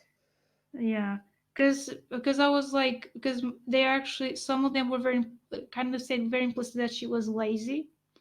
That was a thing. Hmm. And yeah, so yes, I dealt with the stigma very early on, and so I kind of feel a little uncomfortable when people just ask me that, Gotcha. and I tend to lie, so Yeah, um you do. I mean, I do ethical lying, I just kind of not even lie, just like, oh, she's unemployed. I mean, it's not that wrong, but you know um yeah. Sigh. uh I will sigh. No, because this is what happens when you grow up with kids that were from nouveau riche families. I mean, That type of deal. I guess I was really unaware then because like my mom was also like that. I guess I just had a view of my own mother as someone that was so hardworking, which she is, that Hmm. even if people try to insinuate that, because that was never a thing in my own head, that was just never a possibility. I was dense and didn't get if people even tried to insinuate that, because in my mind she was like the most hardworking person I've ever known. So, you know, Yeah, I see. maybe that's Well, what happened because I um, never really got that people have that kind of mentality. mm, But once again, it's probably really because I was very unaware of it. I just didn't notice. but I cannot believe that I was aware of that they wasn't. I'm just kind of like, huh? I mean, What? it's really Why? I because don't know. Probably once because of the again, context. Yeah. my mom is so hardworking that even if someone tried to imply that, I'd be like, this person is so fucking dumb, has no idea, and not really care. Like Yeah. it wouldn't touch me in the sense of like, Yes, my mom is also very hardworking in a way. She just doesn't get the pay. Just doesn't get the wage. That's it. That's the main difference. yeah. All I'm saying is that because my mom, in my eyes, worked more than my dad. Not that was necessarily the truth, but because in the way, and my dad was hardworking, like he's always been, but because I Can't relate. yeah, I know. But because I saw her working so much, in my eyes, she worked even more than my dad, who already worked a lot. If people try to come up with something like implying that she was lazy, I wouldn't understand it because it was just a non possibility in my brain, I guess. It was not Yeah, I would conceivable beat that up the person. I wouldn't conceive something like that. Like, that's just not possible that people would even think that. Hmm. But it exists. Yeah, the stigma exists. No, no, no, no. I totally understand. How I am know. I? I know. I know. Just my kid brain could not. Yeah, I was.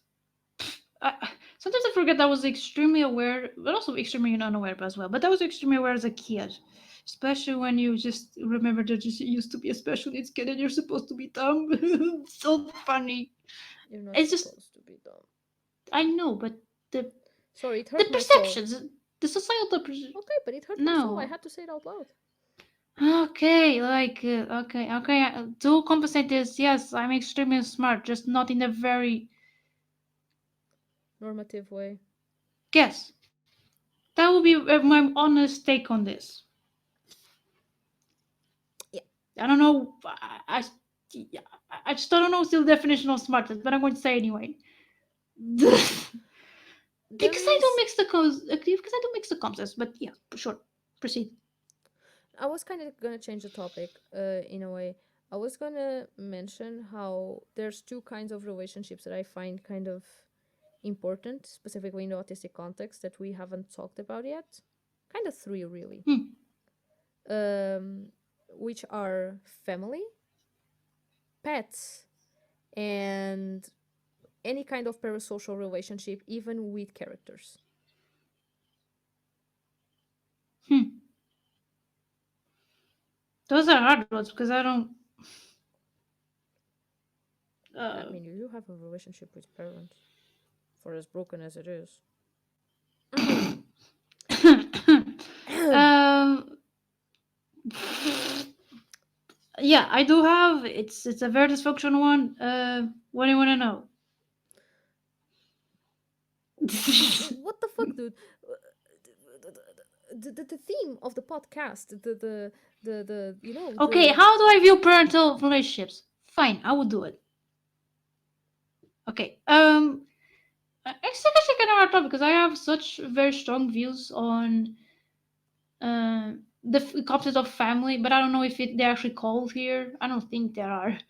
Um, they called here. but it's kind of related to what I want to It is say. related. It is definitely the topic. No, let's say like the nuclear family, the concept It itself should be is. abolished. It It is okay, fine. is.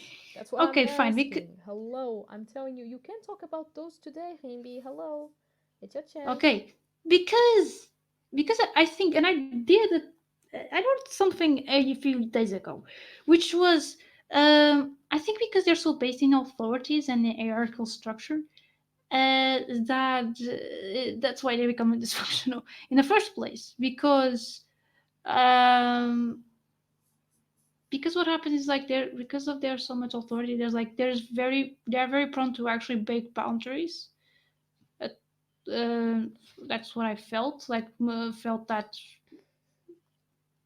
sometimes it's very hard to actually have a good relationship with them because they keep breaking my boundaries. And in your case, it's And particularly hard because you are indeed infantilized because of your disabilities. hmm, So, yeah, and because, yeah, in traditional families, the role of the kid is already seen as a being that needs guidance and that has no hmm, bodily autonomy, basically. hmm, If you are hmm. infantilized as an adult, you are going to get your boundaries broken all over the place. Yes, pretty much. And if you're disabled, it's even you're more prone to be so. Because that's what I feel like loss of autonomy, which basically you're being infantilized all the time, and breaking your own boundaries, which it would happen. I would be punished if I was in meltdown, which basically never go meltdown is basically because something is because I've been noticing that I actually go into meltdown if someone breaks my boundaries. So it was kind of a best defense mechanism that I was going to do. Like, you break my boundaries, I'm going to having a very extreme emotional reaction to this, and I will be punished for it. So yeah, that's the reaction that I have a few days ago. That's why I kind of have a very this is a good sum up of things because I do think that that's why I have a hard time to actually relate to my parents. That's it. I mean, and listen, it makes sense because we tend to defy authority overall because it doesn't make sense a lot of times the way things are portrayed. It doesn't make sense Hmm.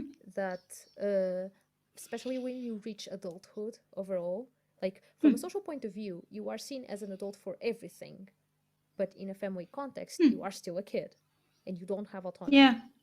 You Yeah. are still not an adult in the full sense of the word, even if you are a fucking adult. And when you are disabled, it tends to go even further, especially if you are perceived as such. But even if you're Hmm. not, it becomes easier to be uh, taken advantage of, in the sense that um, processes like gaslighting and guilt tripping are more accessible when you are dealing with a disabled person for a variety of reasons that I'm not even gonna get into detail right now. Hmm. So it gets pretty Hmm. messed up, really.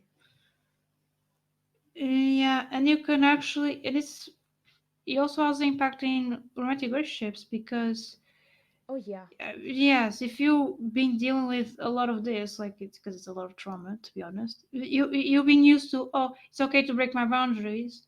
It's okay if Mm-hmm. someone, okay, this needs a true warning. I mean, parental violence, yes, go for it. Um, I'm just giving the time to for people to if they want to mute the thing. I don't know how trigger words work in Twitch streams, to be honest, but Don't worry, you did it right. okay, okay. So imagine if you're being punished, like a body punishment, for because parents give you that type of punishment because they perceive you as the final authority.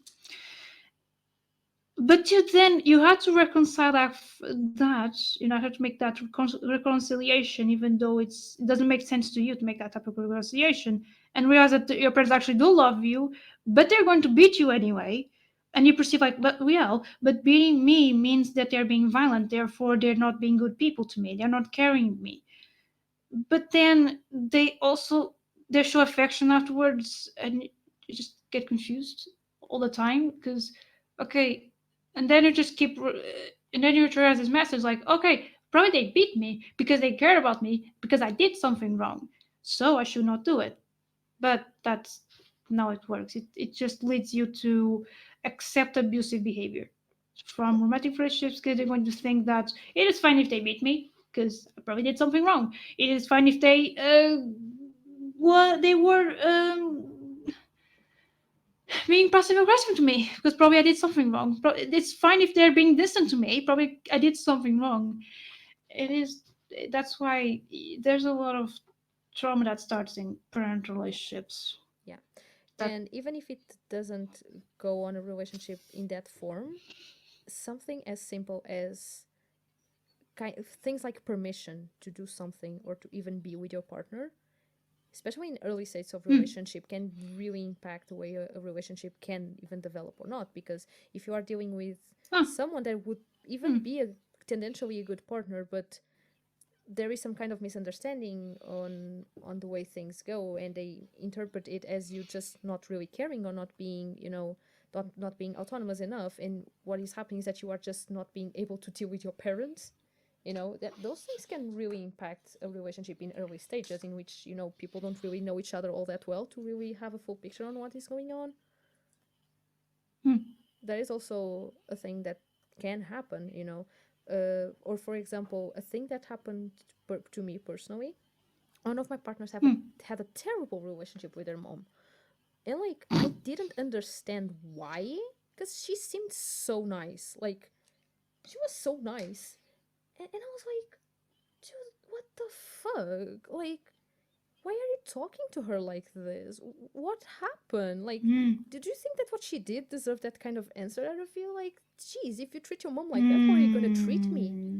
Like it was very. mm, I was like, this is very red mm, flaggy, But turns out there mm, was a lot mm, of context that I wasn't really getting, mm, and turns out their mom is an absolute bitch. But what I'm trying to say is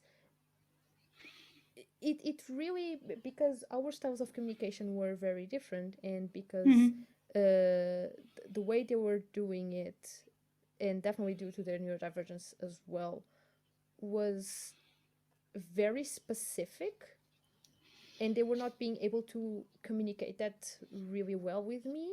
It really took me like mm. 3 entire months of dealing with that person very closely to actually get a picture on what was really going on, and what was going on was abuse. you know That's and it. if That's a plot twist. yeah, but like if I wasn't, you know I could still be a good partner and decide after seeing that, like, no, this is not the kind of person I want to be with. Like, this is inhumane the way they're reacting to this person. I don't want to be treated like this in the future. I am not ready to be in a relationship with someone that has this kind of attitudes. Like, it would be valid of me if at that point I had decided that, but I would be deciding it wrongly. And what I'm trying to say is that the ways that family relationships can get into romantic relationships even go beyond just how we process our own trauma with our parents and all of that. Yeah, It yeah, can yeah, go yeah. also into Appreciate, just appreciate. uh in in the in the in those in the present time dynamics with everyone. It's pretty messed up. Mm-hmm. Yeah. Imagine if someone partner. That's why I don't present my partners to my parents because honestly, that would be, especially to my father, because probably he would see a peep. just like kind of being distant to my father. Not really terrible. They're just being extremely distant, and I know that's very understandable because it is like your partner's mom. Probably she doesn't have the. Probably she has the mask of being nice. My father is pretty much. It's you can notice that he's not a very nice person. You know. Yeah, she has a mask of being So yeah, there's that caveat. extremely nice. She has such a good mask. She fooled me for 3 entire months, and I tell you, usually people cannot fool me for that long. Here's the thing, though. That if she is the type that I'm thinking she is, I probably would caught, but still very in doubt because I'm thinking what type she is. But because there's some things that She is I feel find fishy. most likely histrionic, which it's a personality disorder like any other, and there is no problem inherently with having a personality disorder. You are not a bad person for having a personality disorder. I myself, I'm very very close to have the criteria to have a personality disorder of the same cluster, and I don't think I'm a bitch because of it. But people can. But in her case, yeah, People with personal disorders can be bad as yeah. well. It doesn't. Yeah, it's just because the way she is bad is really related to her Mhm, personality disorder. When she is a bitch, is in that kind of being a bitch, and God, it's awful. mhm. I And what don't I'm know trying to then. say is that she masks very well in that way because she calls a lot of attention to herself, but in a good way. She virtue signals a lot of times, you know, Oh no. Okay, okay, and okay. I'm seeing. Okay, that will sound pound the red alarms for me, honestly, because I just have the type of experience with these people. Not, I'm not in the same. Probably they're not in the same level. I'm assuming pretty much, but I yeah. Listen, yeah. the only reason why I brought this up it was really to give Yeah, another undertone to yeah. the I'm whole sorry. Yeah, appreciate. how Yeah, appreciate parents it. relationships can even influence romantic relationships. Yeah. It was a good addition to the discussion. Yeah. I'm sorry, I was just was going a little off topic, not No, off no, topic, no, but no, no, no, no, no. you know what I mean. Um, yeah, that's why I was also very resentful because also it has a lot to do with I would present. Imagine if it was a woman, I would present this woman and she happens to be my girlfriend, and it's like you're going to think that they're going to accept and not find it weird, right? Heteronormativity. Well, yeah, Yay. your parents are homophobic after all. Yep. Yeah. Guys, I don't know if I told you this, but I have a fascist father. This is fun. That's why I have a good relationship with him because we basically are from the fucking extremes of the political spectrum. Ah, beautiful, beautiful, beautiful. Yeah.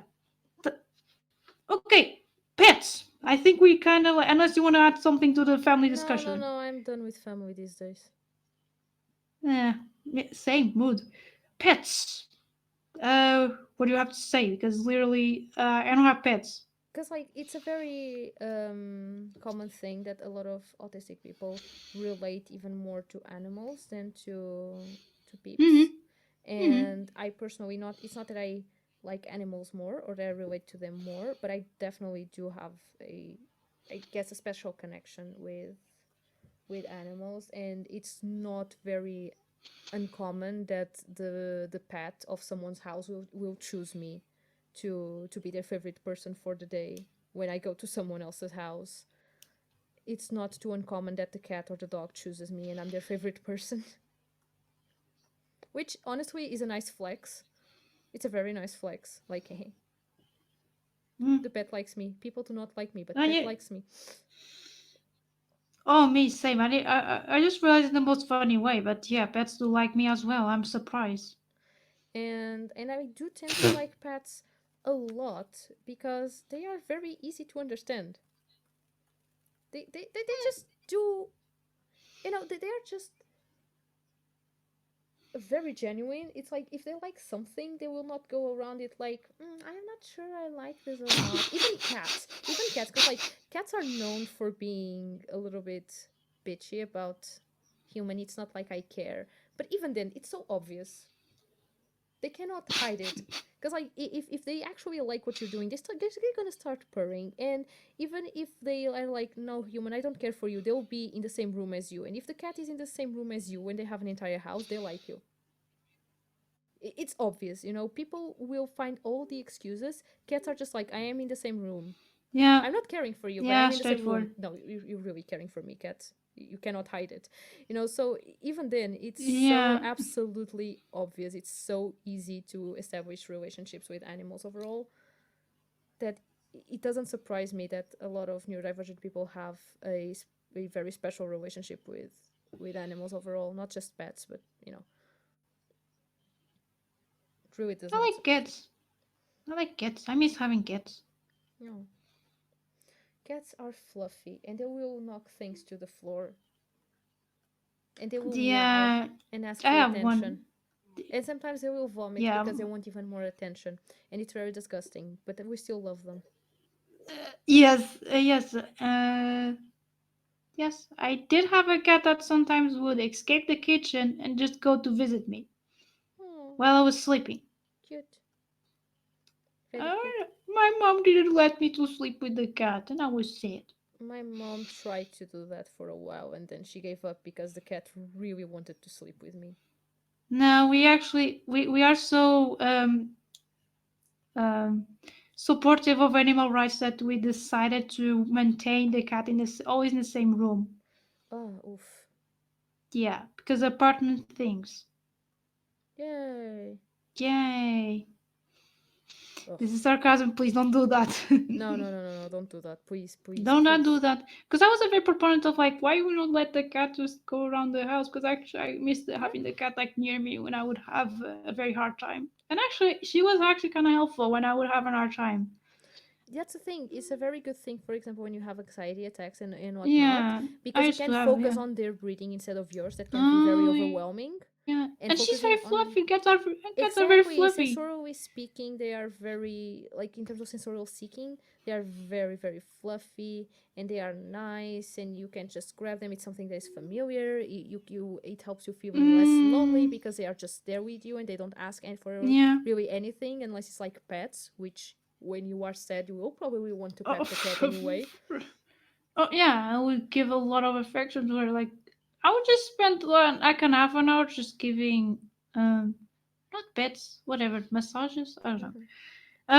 So yeah, basically that's when my shenanigan as a long as a person that maintains to do affection for longest periods of time than normal began. I think Yeah, that I that feel that, like that a good yeah. way to spot neurodivergent people is to put a pet in the room and see how everyone reacts to the pet. Oh, I tend to go to right because it's the thing. I actually went to your pets because I was awkward. Yep.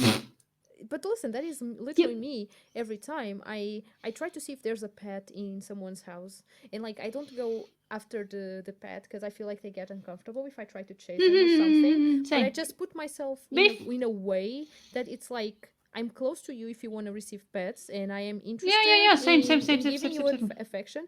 And Same. usually the animal will come to you, and I just kind of semi kidnap, as in like, okay, pet, if you Mm-hmm. want, I will be your best friend for the night, so please help me because I'm very awkward and the pet will usually help me. Mm-hmm. And then Yeah, people will same. get around me because, oh, the dog or the cat likes you so much, and I'm like, okay, people now Exactly. like me. Wow. Exactly. That was me several times. Ah, beautiful. Even I don't like that much dogs. I mean, depends. It depends. To be honest, depends on the dog. Mm-hmm. But the people cannot have cats because I would steal them literally. No, not literally. Do not steal my cat. I will not steal your cat, but I will probably just steal temporarily. No, I love your cat so Just like much. I know that you like your pet, but I want cats, and my mom doesn't let. I mean, she also thought of that for also recently, but we cannot really literally have them. Yeah. So I'm gonna be very sad. Oh god, this had to happen eventually during this episode. I let my beat art fall to the ground. I avoided that like 5 times in a row. But I'm that would doing beat happen, art the at the beats. same time. I am doing beats at the same time. Shame on I you. cannot do those shenanigans at the same time. Oh, except looking. I mean, when I'm trying to hear something like, or rather, understand something that you said that I didn't at first, I will need to stop doing anything and I will not be able to multitask because I'm just literally trying to audio process. But apart from that, I can just be doing Mount Shenangan. So, if I do speak in a very muffled way, I will Oh. stop them being productive. That's it, guys. I found the way to crack the code. Oh That's it. I'm gosh. going to make them stop working in this way. No, I because found it, you will guys. do that by making me extremely overwhelmed. I know. I will not do that Dang. on purpose. On purpose. Fair enough. Yeah, because I might happen by accident. I cannot Yeah, yeah, guarantee yeah, you that. yeah, yeah, yeah, absolutely. At right now, speaking of which, I'm reading some poems that I need to arrange. Hmm. There's something, to be honest. That was Yeah, very random. there's something. Yeah, because I'm describing what I'm doing right now. So, so here's that. So we have a strong relationship with pets because also because they are sensory stimulating as well. Hmm. But also, Hi. hyper. Sorry, Ciao. sorry. But also hyper empathy as well because Yes, definitely. you can feel what the pet is feeling, but like in a very like almost like you would feel in the human. Not like you like more pets than humans, but like you can also perceive. At least that's what my experience is. Hmm. How the emotions of the pet in the same way that you probably would perceive in a human. Of course, they have uh, a less varied range of emotions than Do humans. they? I mean, I don't know They are if they extremely feel. complex. Animals are extremely complex. Yeah, but do they feel Schadenfreude? I don't remember what that one is. Schadenfreude is feeling pleasure in others people's suffering. No, but that's because they are decent beings. Fair enough. I don't know. I should make citations needed type of segment when I say like they have a less varied range of Right? emotions I feel like because you're being that's very unfair there. Like, surely they feel different things because from us because, the emotions are dependent on social upbringing and, well, theirs is completely different from ours. But to say that they feel less feels very unfair because how do we know that? We are not them. yeah, that's why it needs. Yeah, Yes, I'm not. I that sounds see. like some species more kind of deal going on there. Species. Speciesism. Oh, I see, I see. Yeah, I see, I see. So speciesism for someone that's people that don't know is basically you put the animals and humans in different positions in hierarchy. Like you supposedly think that humans are superior than the animals when they are, and we also have kind of that bias. Like we think that animals feel less than humans, and the animals suffer less as humans kind of a Then deal. So humans. that's then humans. Sorry. So that's why yes, that's what speciesism is Mm-hmm. in a nutshell, basically. Just clarifying for the audience. Mm. Uh, yes, I do feel it's very interesting that you mentioned that because yes, I do have speciest views, which speciest. I'm I sorry, it's a different. think. I I think. don't know. Spec Speciesism because it comes things. from You know this. species. I think. Yeah, it does, but I don't know how to make that into an adjective. I don't know. To, this is the part that I sometimes wonder if I have some level of dyslexia, some level, not, and even not there's actually different levels of not those types of dyslexia, and I pretty much have probably have surface dyslexia because sometimes I have a hard time to verbalize to actually pronounce the words that are in my mind. That actually happens, and yeah, even type. Yeah, but I do have those type of views uh, with animals, and I Mm-hmm. don't know if you do have. I probably have, but I don't know. Everyone I don't does want us to. to a Everyone degree. does because we've We were just raised been human. conditioned. We've been conditioned to, put us in hierarchy. In the Yeah, top of the hierarchy, and then definitely. that's why. Our views on Yeah. So that. intelligence are exactly that. Hmm? Our views on intelligence are very based on kinds of speciesism because we see moral value on being intelligent, and beings that are less intelligent or with less cognition are not seen as human, which puts a lot of trouble on ableist problems. For example, what is I considered a see. human or not, what defines a being as human or as worth of more, morally speaking, or not. Speciesism And and that, ableism are very connected. yeah, that's why in the hell, probably even today, but at least in the before times, like we're talking about 18th century, 19th century, Mm-hmm. they would perceive disabled people like intellectually and physically disabled as kind of like animal forms or beast forms type of it. Yes, it still happens indeed. And I'm thinking that now is make even more sense. Mm-hmm. That's okay. So thank you for mentioning that. That's it. That we made the connection. Yeah. The other form of relationships that I feel like are extremely different in in neurodivergent ways of approaching it are Hmm. parasocial relationships. And in here, although these do not really count as parasocial, I will include relationships that we can develop with characters. I will include those because although they are not really parasocial by definition, they do mimic the thing of like you cannot really have an actual reciprocated relationship with this person or entity, and yet you feel like you do have It's that. parasocial period. It's It like with is characters we are not established really here. okay. Established. It's established here. It's a parasocial one because it fits the criteria. Even if the characters that are, because Yeah, if you're I also guess. talking about influencers and such, they're also characters as well. They're personas. So it's also parasocial.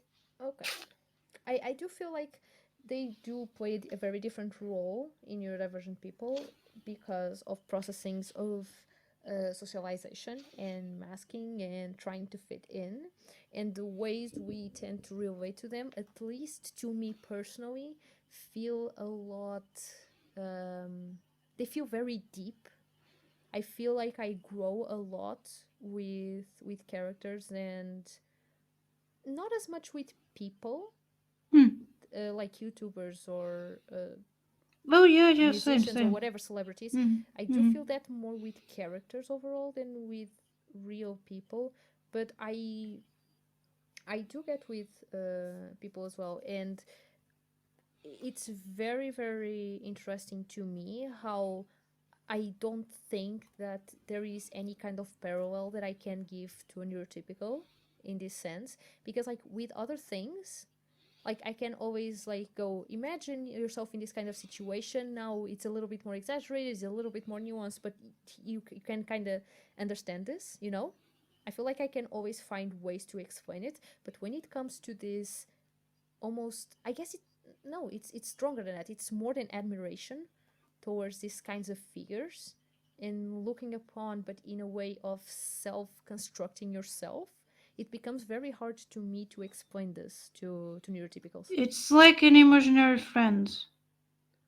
I never had imaginary friends, so I cannot. It's kind of like that. Is it? Kind of. Kind of like because you're talking about fictional characters, right? Well, yes. and you feel like you kind of like to imagine that you have a relationship with them, whatever that is, and said that more than imagine, like you just want to be friends with them, type of deal. If I'm correct. In a way, it, I feel like I have a connection with them, Hmm. but it's not necessarily.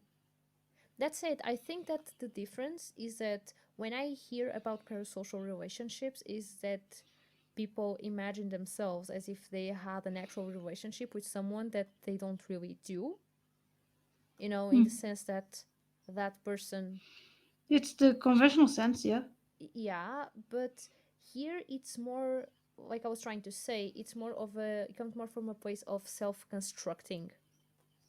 It comes more from a place of I Hmm. relate and I construct myself in relation to this, even though we don't really have a relationship. And that's how parasocial kind of works for me. I don't get attached in the sense of friendship or whatever is the equivalent for me. Um, I get attached in the sense of the self, if this makes sense. Um, Imitation is the best form of admiration, so I would say it's admiration as well. Yeah, But yeah, yeah. It is definitely admiration. so I think it's basically that person that you may or not long to be friends with that person, but you just admire so much that person that you do everything to be like her, like them, type of thing. No, not necessarily, not at all. Of I might so not you want said to. constructive. When I say constructing, I don't mean necessarily imitating. It might just be a sense of. I don't want to call it spiritual because it's not in that sense, but that's almost that connection. It's a metaphysical connection.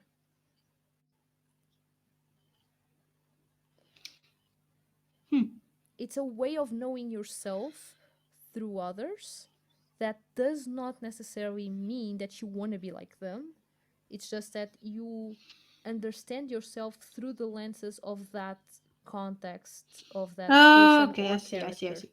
I see. It's kind of like the same thing that you could do to learn the human behaviors. You just observe other people. Exactly, exactly.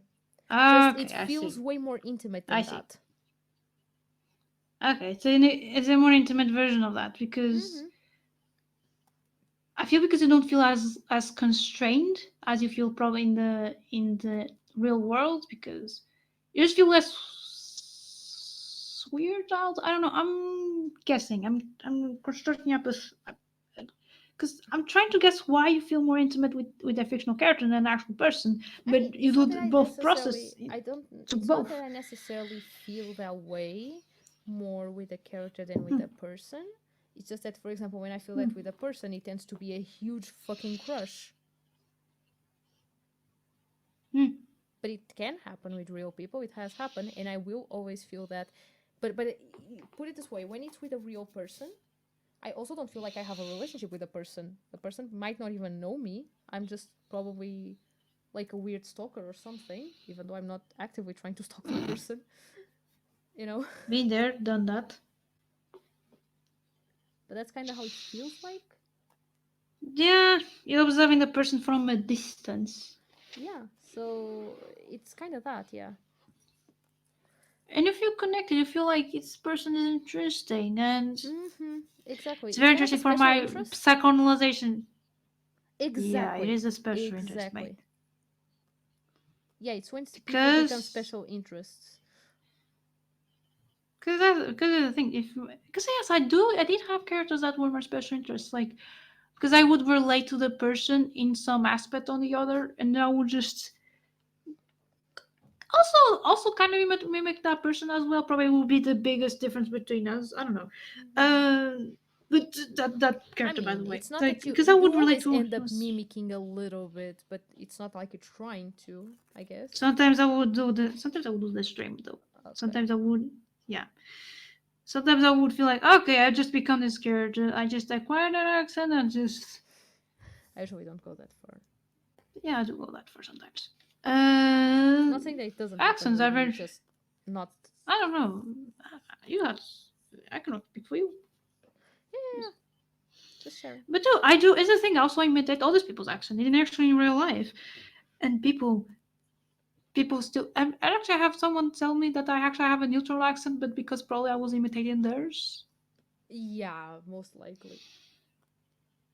Yeah, because that's the thing. Probably I probably will tone down my natural accent, and I will do yours. That's the thing that happens naturally, Mm. unconsciously. Yeah, yeah. Depending on the people you are with, definitely. Not even depending, just like because I will notice like, okay, I'm going a little bit south here. Okay, I notice. I'm going. It's cringy. I know. Uh, Here I am calling southern accents cringe. That's it. But regardless, I yes, I do have probably kind of. No, I also didn't feel like I have a connection with the characters itself. I just felt that I was observing them, and I would relate them to a very deep sense. And I would relate to one or two of three of their characteristics, and I would just take that into the aquarium, make my whole philosophy, and I would kind of become like them for months, type of deal. Mm. Yeah, That happened when I was 17. that does Actually, happen. many times actually. No, at that age, I was actually kind of surprised how many characters actually I had in my mind. Wow. Nah. For me it's usually not becoming them. It's more really just yeah. Oh, another thing I wanted to say, because we talked about a special interest person, my god, how that has affected Hmm. my entire relationships in my life. Because sometimes I just have this special interest on this person, and oh my god, I don't want to stalk you and I don't want to creep you out, but you're so fucking interesting, and Same, I don't wanna come across as same, a fucking. same, But you're so interesting. I want same. to know more about you, because I feel like if I do that, it will be like a super interesting case, and I will learn things about myself as well. And hello, fuck.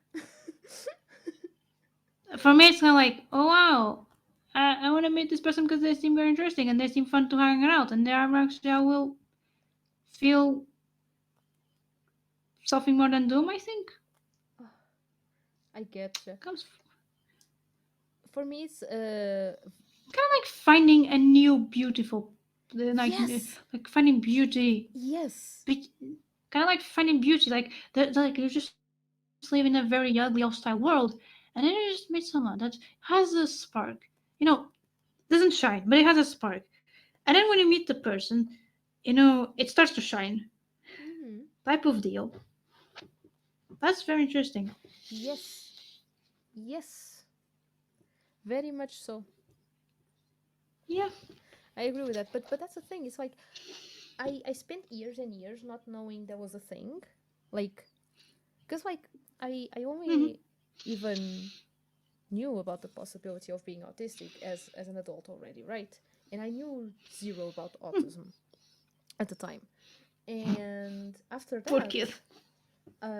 until I figured out I maybe was autist, like actually, from the possibility was presented Maybe. to Maybe. the point where I was like, oh, still took a while, Hmm. and then to actually learning about special interests took another while. And then I had to fucking read on Tumblr that people can be special interests. And then a lot of things actually made sense, because I was like, wait a second. Wait a second. I wasn't just being a fucking creep. Wait, that is actually Oh my a goodness, that thing. is I actually had to go like through that thing of like, oh, so this is just a thing that can happen to us, and it's like I thought I was just being oh, this stupid. has more traumatic roots for me. Yeah, yeah. No, here's the thing, and because I'm not also, I am early diagnosed, and even then, I had this realization late at life. Because, and actually, I have more traumatic um, mm, experiences with that. Because people would think that would actually be creepy. They actually said that was creepy. Mm. kind of predatory because I Oh would yeah, yeah, yeah. stalk the Same, person. same, same. People called me stalker Okay, so so many times. yeah. So okay, so we're yeah, but for me it felt at least I perceived that as me very extremely creepy, and actually I got some very interesting and not very dark thoughts about that. Mm-hmm. Because I thought, Same. well, I'm a creep, I'm predatory, Mm-hmm. I'm a I'm Yeah, I ill, felt like I I'm had not to kind very of well. restrain myself because otherwise I would I end had to up restrain myself. I had to making pretend that I people didn't feel, uncomfortable. Exactly, exactly. Yeah, yeah, yeah, yeah, yeah. and I didn't feel anything for this person, even though it was becoming very obvious that I actually had felt that I was very interested in this person, Because I cannot hide my fucking feelings and when it was everyone literally fucking knew. Like, yeah. literally the entire school. And the school was big. I don't know if many people know me that, but probably some people are suspecting. Okay, I don't. everyone that knew me fucking knew that. And that is not a very nice place to be at. Hmm. Especially because then they will make fun of you because you like this one guy. And it's like, can I Oh, for just me, it was not a like. guy, so it was even more like, oh my goodness. I guess in a way that probably It made was it more dangerous for me. harder for people to connotate that as romantic for for a while But it longer. was dangerous. Yes, yes. But no, for But it was me, kind of because it dangerous, was a yeah. guy, like everyone was like Of making course. fun of the crush. Everyone. I, And like it lasted for 5 fucking years. So like I feel ah so bad, actually. God. I feel bad for the guy more than anything because like poor soul because he was also a middle school kid, like not knowing what the fuck is going on, like all of us. Yeah. Yeah, so yeah, I get because there's a difference between because if you have a crush on a guy, it becomes very obvious. Because even if you just give a high five, it just becomes like, oh, they have a crush on each other. They have it's obvious. I can see it from miles away, which is kind of bullshit. Yeah. And people can actually very clueless and oblivious when it comes to girl crushes. It's Yeah, because funny. it's girls being girls. Ha ha ha. Yeah, they might be kissing the front of the school, and nobody is going to be like, they're just good friends. Yeah, there's just damn, they're such good friends, so intimate when they show affection. Damn, I wish I was like that with my friend, the closet lesbian. Oh my god, they were roommates. Right? Damn. Uh, Oh my god, they n- were uh, roommates. um, what? Sorry, Oh my cut a god, little they were bit. roommates. I was just Oh, repeating what you said. and they were roommates. And Oh my then god, they were roommates. we had to do the complete vine to, Yes, uh, to yeah, be happy. because yeah, because it's fitting, really. It's really fitting. I'm not sorry, I screamed. It's really fitting because we're talking about relationships and how people perceived affection. I yes.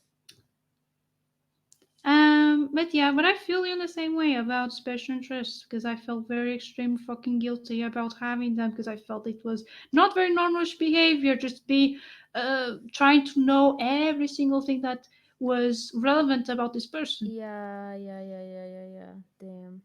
But it's very cute. Like It, I it wish is. that someone did that to me. It's Like like I wish now that when I someone did feel to me. So that, yeah. like I still get people that are my special interests at least for a while, like or at least I hyperfixate a little bit on them for a while. Like it still happens, but when it does, I embrace Hmm. it a lot more now because I know where I'm coming from, and it also helps me like so because I don't see it as a wrong thing anymore. I can Hmm.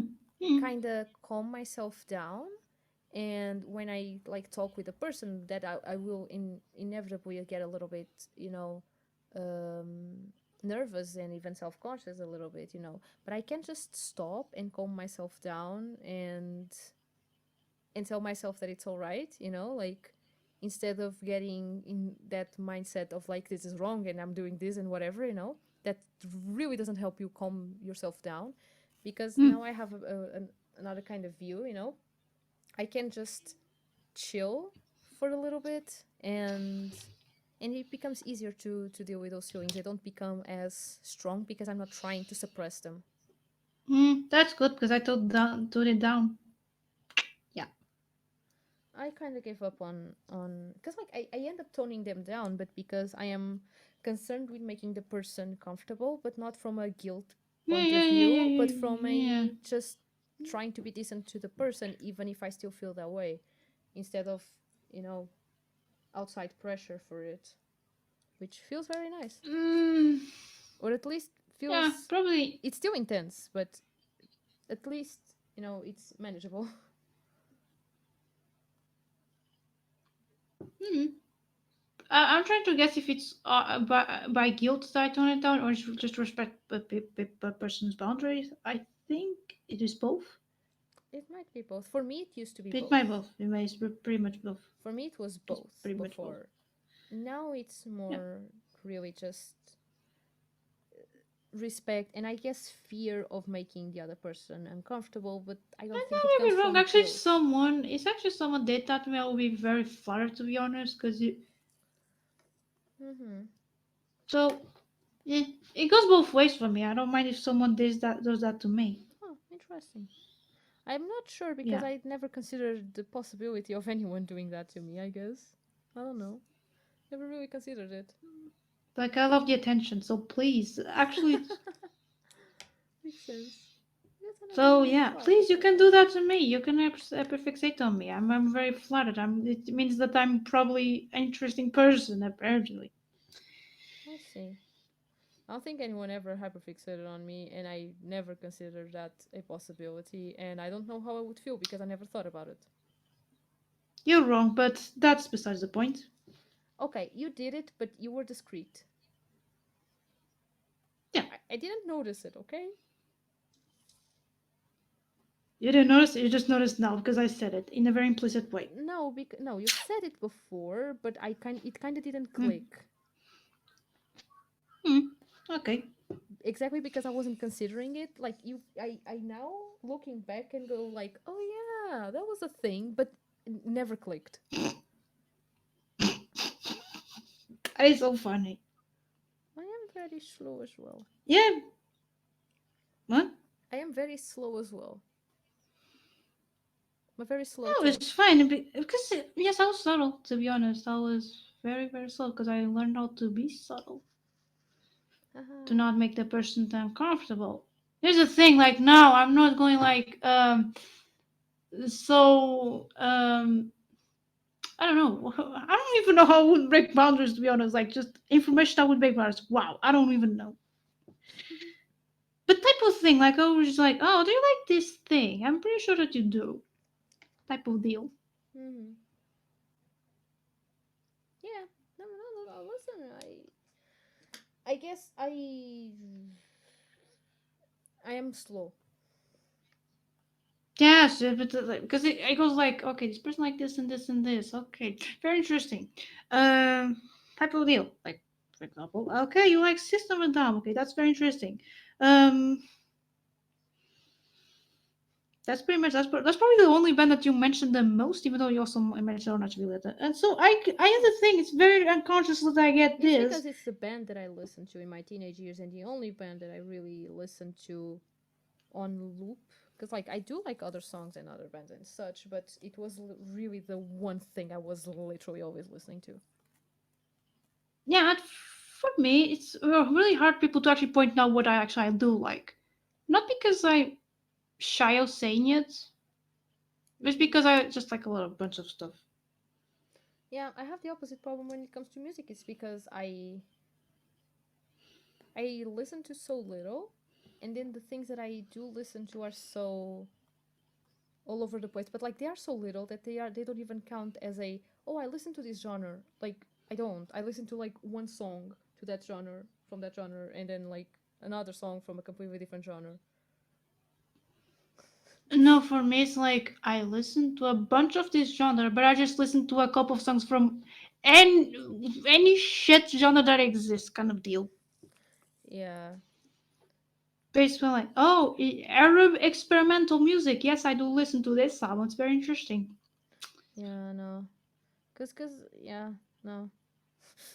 I listen to very little music, which is ironic considering I'm a fucking musician, but I get very overwhelmed very easily in terms of sound because I Yeah, work with because sound, so I tend to you- not listen to a lot of music. yeah, I don't read as much, I listen to and I'm whatever my supposedly a Twitch writer. friends are playing. Hmm. I'm surprised how much the shit ton of time that I spend listening to music. I'm surprised, and how And much I'm oh, acknowledge in music. Yeah. another thing, online friends. What is your relationship with online friendships? Because a lot of Uh, autistic people tend to find comfort in online friendships, as far as I'm aware. hmm, I'm pretty fine with it. Yes, that's it. I'm pretty fine. No, I have what I zero mean, opinion because I am a very basic bitch. Bye. Sorry. it's no, but people tend to, at least neurotypical, they tend to be like, oh, but on friendships are less. Like, just prioritize the online friendships and real life friendships, which I feel like bullshit because Right? one, you can just met the person somewhere else, and two, there's like something that you can get from online friendships that you cannot get in real life friendships. Huh. You do feel that way? Mm. Like I what? feel if well, I'm not very verbal in real life, and I am Mm, pretty much in by written text. yeah. I mean, you can get that with IRL people just by typing if they are okay with Okay, that. tá bem, okay. Ok, tá bem.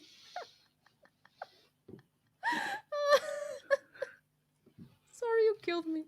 That's switching to Portuguese. Okay, okay, yeah, but it was It's so my sassy. sassy. It was It so was sassy. It was. God. It was so I sassy. switched to Portuguese Just to to be sass sassy. me. You switched to Portuguese to sass me. How dare you? Ok, tá bem. Tá bem, Hmm. carapau de corrida, tá bem. Now they're offending me by calling me fish names. Okay. So next time I'll call you Sapo. That's it. Even though it's not the accurate translation of your of It toad, is. but Toad is it sap. is. Yeah, toad is sap. It is. Um, Yes. Because frog can be both I'm so sap and dumb. rein, but toad is always frog. Um. Yes. Mm, I see. I see. Okay. Well, but typing while the person is there, I don't know. I'm just not very used to do that. That's pretty much it. It's not a possibility that I exclude. It's more like Yeah, I'm saying this I because don't know. I've I'm done it literally with partners. I've been side by side with uh, partner and go like, I don't feel like talking, and I just type, and we talk to each other uh, while I'm literally holding my fucking yeah. phone I and see. I typing. see. I see. I see. I've I done see. I that. see. I see. I see. This I've done part, that while receiving yeah. cuddles, which is the best. It's like I'm cuddling and I'm talking, but I'm not talking. I am just existing and I'm not opening my mouth because verbal communication makes me tired. Bye. But also type me makes me tired. So Well, yes, but you yeah. gotta choose your battles. Oh, next time I will just communicate with grunts, basically. With what? Sign language, though, it will be a kind of a good alternative, to be honest. That I feel more like doing it. But in the meantime, probably I should text. But I'm just by able expressions that my mind just keeps exerting. I don't text to ROL when Fair I enough. feel like going non-verbal. So that's it. That's the fucking explanation. Fair enough. I I personally actually right now feel like some of my most important relationships are online. Hmm. Like, Yeah, especially from Twitch and such. oh yeah, definitely. Like, I found a lot of good friends here on Twitch since I started, which was like mm, I March. guess You start on March. it was? Huh. It was a little bit more than half a year though. It was Um March. yes. Março, abril, maio, junho, julho, agosto, setembro, outubro. Yeah, it was more than half a year ago now. A little bit more. And I have a poor memory, they say. you say it, I don't. I know. I'm speaking myself in the third person. I get you. Anyway, yeah, definitely, because I feel like Twitch really had like a bunch of communities that were very, very welcoming of Hmm. disabled peeps overall. Hmm. Because I guess cultural contexts are so different that social norms get a little bit blend in. Like, Hmm. it's like, what is really correct or not? No one really knows because we don't know what is correct on the other side of the wall. So I guess a lot of times we are a little bit more even grounded, Relaxed. Yeah. yeah, in that concern. It feels a lot more natural Hmm. in that regard. So I yeah, was actually surprised, really. like, to find such a supporting community. To be honest, on Twitch. Huh. I told you, like, even when the server, I was already expecting to not be, not the server, fucking the group, was not. I was not expecting to be supporting at all.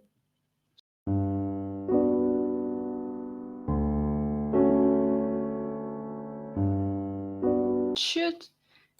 No, we were Bad not OBS. censored. Bad. Okay, I think we are back I'm just on. kidding. I'm just kidding.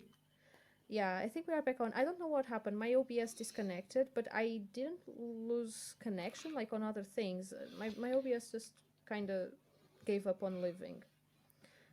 Anyway, Mood. I was saying POV. I'm that OBS. there are communities like here that I feel like are incredibly wholesome, and my own community is not all that wholesome per se. Like when they talk and in the way they interact with me, but they are just equally supportive, and they are very very accepting overall. And like I don't feel that way necessarily in everyone's streams, but overall, I do feel like there are very very very nice places here, and you Mm. can really establish very cool relationships. Of course, if you go for very very big streamers, you will end up, yes, Oh developing yeah. a strictly Yeah. parasocial relationship, of course, but in smaller communities you do Yeah. That's end the. up a lot of Yeah. times developing like actual friendships, which is pretty fun. Yeah, because that's the thing that we noticed. Because I've been watching big streamers and small streamers, and it's just like the difference is between the day and the night, literally. Uh, yeah, it's not the way to describe. It's weird. Actually, I feel a little weird when I'm watching big streamers. I also feel a little bit weird, but I guess because I started with small streamers, because uh, I've I mean, said this, same. but Yeah.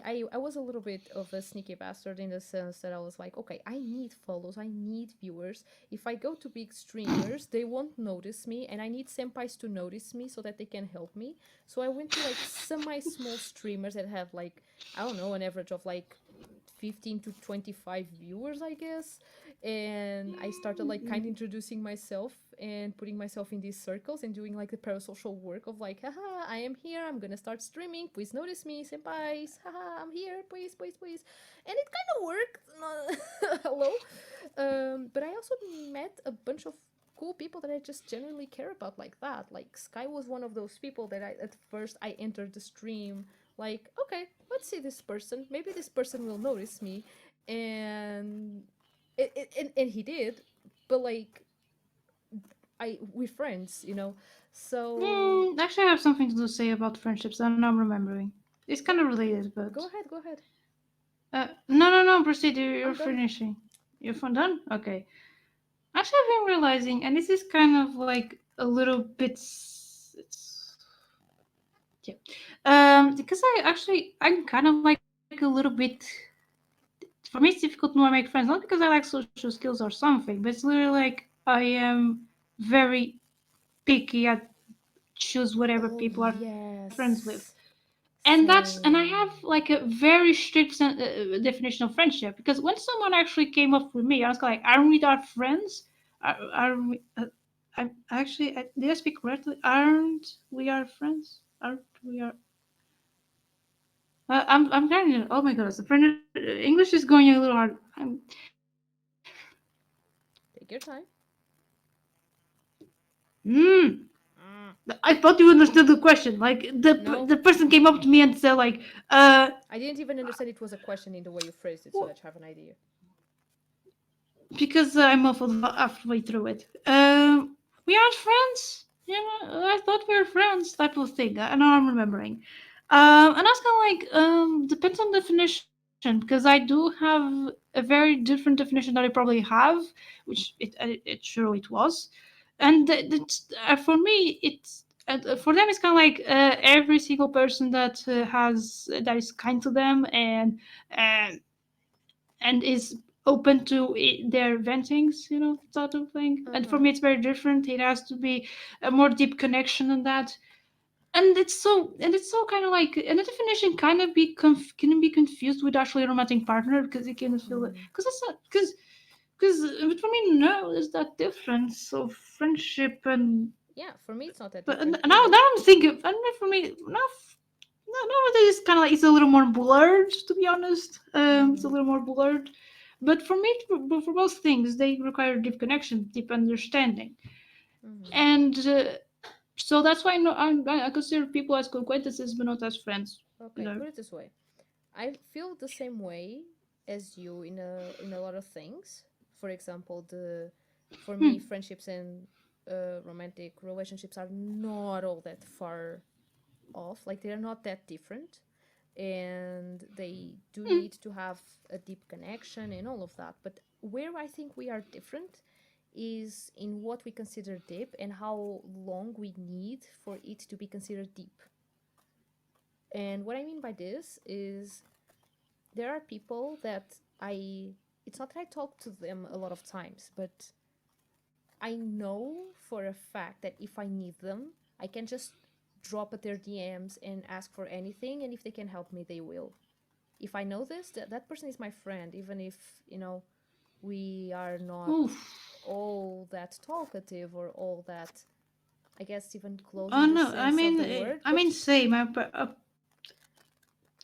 Say probably we are more similar, because I do feel like I could trust this person to do this type of deal. I also take that in consideration for considering a and friendship. I do feel like that in what concerns a lot of my Twitch friends, for example, because like, yeah, it's true Hmm. that a lot of them I will not just uh as a norm drop at their DMs to ask, yo, how are you doing, probably I won't do that, not that I can't, but most likely I won't.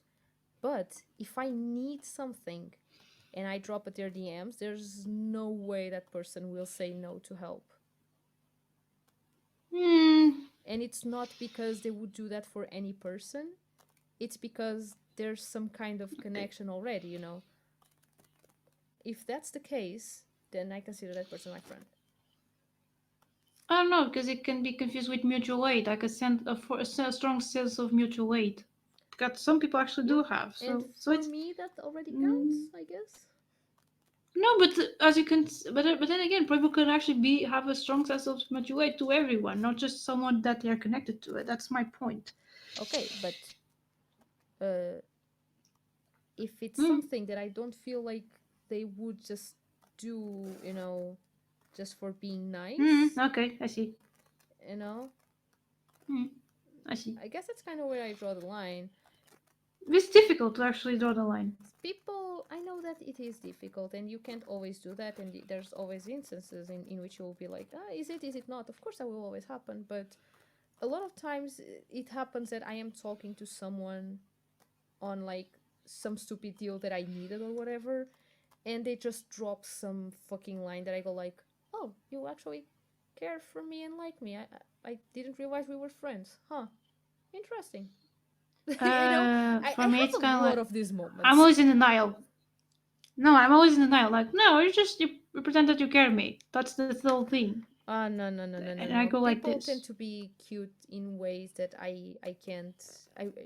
If I was to do that, I would probably be completely delusional. So I have to talk myself out of it to go like, dude, you'd really have to be stupid to think that this person is just being nice. Come on, this is not the kind of deal a person does or say just to be nice. Come on, dude. I have to do that a lot of times to Thank myself. you, thank you. I'm also delusional. That's not what I'm. Again, because I was identifying with your case. Jesus, I I'm was a cry. kidding. I'm a cry. I'm a cry. I'm gonna make this Rimby still is cry so bullying much. me.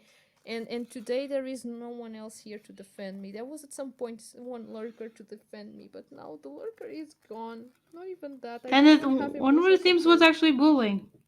Hmm. Because I'm actually on the bully this fucking situation. Well, actually, I want to say something. Oh yeah, actually, there's a thing that actually makes me a little bit back back from shit. Is kind of like because I still have this thought like, oh, the person is caring. No, they're pretending. They pretend they care. They're complimenting just to get something out of me, and I'm not really sure. Of course, I know where I get this from. I'm really sure where this Trauma. comes from. Yes, trauma, trademark. The source of all Uh, evil. yes, pretty much. Because and then there has to come a time when I have to say like, you stupid brain, you shit fucker, you bully piece of shit asshole, you're you're Jesus. making my life miserable. You should stop. Just kidding. I don't go through this bullying process, but I was like, but I start to deconstruct like, um, by what reason they would actually say something like this? Because it seems like very specific, Exactly. you know. So why? And not everyone does this compliment. Why are you having these thoughts? Just shut the fuck up for a while, for once, please. That type of thing has to be that type of deconstruct. But it's very difficult, and Yeah, I get you. it's very difficult with neurotypicals as well because probably they just give you the most generic compliments ever. And That's the thing. I guess here, because I said this before, I cannot tell if someone is neurotypical or not if they are from a completely different culture, because I don't know what is cultural gap mhm. or what is Okay. a neurotype. And so sometimes I deal with people that, as far as I'm concerned, they are neurotypical, although I don't know because, once again, different social context and cultural context. Um, but I feel like it's easier to talk to a lot of times because it's like, when you have someone that texts you like every 2 days just to ask how you are, Hmm. it's kind of hard to think that they just want to take something out of you, like that it's just people Hmm. being, I don't know, manipulative or whatever. I know it's sexual harassment, and the person will do that. So yeah, Mm, I see. Yeah, that there's is pretty nuances to messed up. this. Yeah, that's like you. I had to analyze the situation. Hmm. Yeah, no, no, no, makes sense, makes sense. So it's because you're talking about the control context. Well, I was talking about the specific control gram in certain because that tends to be where I tend to socialize more because Oh yeah, but it's because you were talking about I see, I neurotypical see, I see, I see, I see, I communication, see. and I guess that for me specifically right now, when it comes to online friendships specifically, I can't tell unless like there's some kind of common cultural ground. Like even if it's a different culture, if there's enough things in common, you know, sometimes I can kind of go like, you're very very sus. But like when it comes for like Eastern Asian cultures, I have no fucking clue. It's like, are you just being Asian Yeah, TM, or is this an autistic thing? I have no fucking idea. As far as I'm concerned, it's both. I am white. I have no idea, and I will be rude as fuck because I guess I'm white and I'm because you're clueless. white. Yes, because I Yeah, don't know shit. That's what I don't know shit about the world. Please teach me. I know even less shit than you, so yeah. Yes, you're whiter than me by Uh, all means. I am whiter than you. Twist in Huh. skin tone you are. And I'm pretty white. I don't know how you managed to do that because I'm like I it looks like I was washed in bleach or something, but you are something else, Mm. which I, is pretty fun. You're whiter than me. We are literally the most white motherfuckers that could be around. yeah, I know that there's even whiter people than me, but yes, especially because I do have dark hair, and people just are very so perplexed by that because they associate dark hair with more tan people. Oh So yes, yeah, it's and very, curly. it's very, yeah, it's very cryptic. Why I do have um, North African features Mm-hmm. and be extremely white. Same. That's why I'm so beautiful. That's why, because I'm a mixture of the best Oh of yes. both cultures. No, just kidding. I'm not. I don't. That's very Yeah. subjective. What is the? I felt Because very people, uncomfortable with that. Oh, the best, uh, whatever trait, and I'm like physical traits, and I'm like, red flag, red I flag, just red flag, red okay, flag. but yeah, yeah. I I know felt they got very a. uncomfortable suddenly. Sorry. No, you don't have to say sorry because it was indeed uncomfortable, and then I realized how insensitive that it was. Same. Because and I got like, but being extremely white, no, that's what I lose it actually, because it was already bad with North African features, but then it got even worse with yeah, with the skin tone. That's Oh my fine. goodness, yeah. Sorry that this was sorry. I mean, I will not say that this not represent me because I do have racial and colonial biases. I do have those, but Welcome to being white. yeah, but I deeply feel a little uncomfortable doing those jokes. Not a little, just very comfortable. And uh, but but yeah, I'm very I'm a mix apparently, a very interesting mix. I mean, yeah, I've talked about how I've suffered from racism against black Hmm. people because I have curly hair that puts me further from whiteness, from the sense of whiteness, and therefore I used to be made fun very aggressively because of my hair because it resembles a hair that black people can have, even if my hair is not as curly. But I still don't understand. It's very beautiful. I don't understand. Like, I don't. Oh my But goodness, it's I'm going associated to. with blackness. That, but why? Like the. Like this is the thing. I actually when it's more frizzy and more kinky, actually, I think it's a different type of beauty that I do appreciate more. I think. I Okay, think that's the word. but you Yeah. gotta look at it through a Yeah, white. from the outside perspective. Yes. Yeah, Yeah. and I'm just. white. I was just being positive. Uh. No, you were kind of just ignoring the racial uh fuck. I don't have a The brain racial anymore. the racial context, which Yes, is the other people's perception, which is mostly very like they tend to shit on features from African people. That's it. yes. Thank you. I was not ignoring it. I was just complimenting my perception, but then I realizing that's what is in discussion It here is the other ends up people's perception. yeah ends up being dismissive of like, oh, but it's so beautiful. Yeah, that's besides the point. Yeah. Oh well, I'm being brilliant here. But yeah, but I'm very aware of the context, to be honest. Because I listened, because I'm also like I'm also kinky hair, and also have curly hair, so it's not like I was also talking about myself, you know. Mm-hmm. Listen, that is fair. That part is Okay, fair. anything like even uh, okay, this is I don't understand just because I have a nose that is more like Aquilinian. I don't understand why it's associated with a certain or just certain ethnic group, Ashkenazi Jews, Jewish people. I don't understand why. Because Mediterranean people do You have. don't understand why, historically speaking, you are associated I with that? know I'm speaking in a rhetoric because I know uh, Nazi. Whoops. I cannot say this word, can I? No, you shouldn't. Okay. Not on So not live the on very twitch.tv. Twitch.tv, okay we are not the being very mean, we are not being discriminatory, I swear. the very conservative extremist German political ideology in the 30s and 40s, and even before that, for Christ's sake. No, because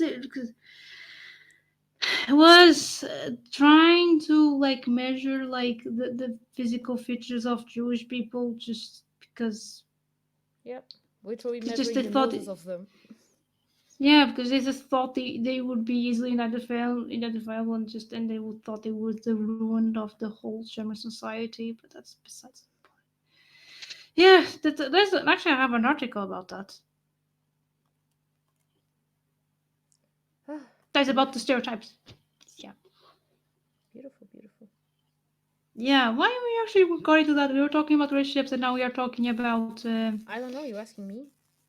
Do you know what we I should know you do? was, and Yeah, sleep. yeah, we are so Wait, spent. did my connection die again? I'm so glad. Probably got the part that it didn't. Uh, I don't know what's happening. Like, because no it's one is. because like no, I the call with you is fine. See, What? No one is collaborating. Then our men are not collaborating. The OBS is not collaborating. Ever this stream is doomed to fail. Just kidding. Indeed, looks like it. Yeah, that's it. That's it. You know. Because I I'm at mean, least not connected to the chat, neither on my phone or on the computer. Which, yeah, no, not on OBS, not on Chrome, not on my phone. I don't know. Okay, I'm connected with on the chat on OBS at least. So yeah. Anyway, ending. we should end. I think. Uh, I don't want anything to say to be honest, because things. I'm too autistic. I don't know about anything about relationships. So I mean, today we talked about a lot of ways in which being neurodivergent can affect our relationships and our views on them. Um, some of them were positive, negative things, or just neutral things, things that are different. We talked about different kinds of relationships. We talked about romantic friendships, family, pets, parasocial, online friendships, and all of that. And yeah, I think that was it. There, I did a summary. you Yay! do so much better than me because I just keep doing stupid jokes. I got no I'm seriously. too sleepy to make So final jokes. words.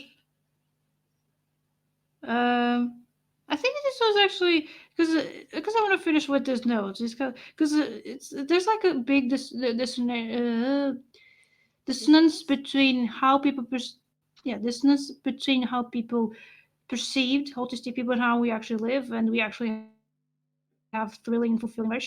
Those that are not abusive, and yeah, but we do have, and I think it should be remarked that that's why this thing is important to be remarked because you know we are perceived as people unwilling to be in relationships because ableism. Yeah, I guess I it's think. not just that we have different views on relationship in the end, but that people have views on us that make Mhm. it so that it forces us into certain views of relationship because they view us differently, and that automatically makes it so that we have to act differently towards relationships.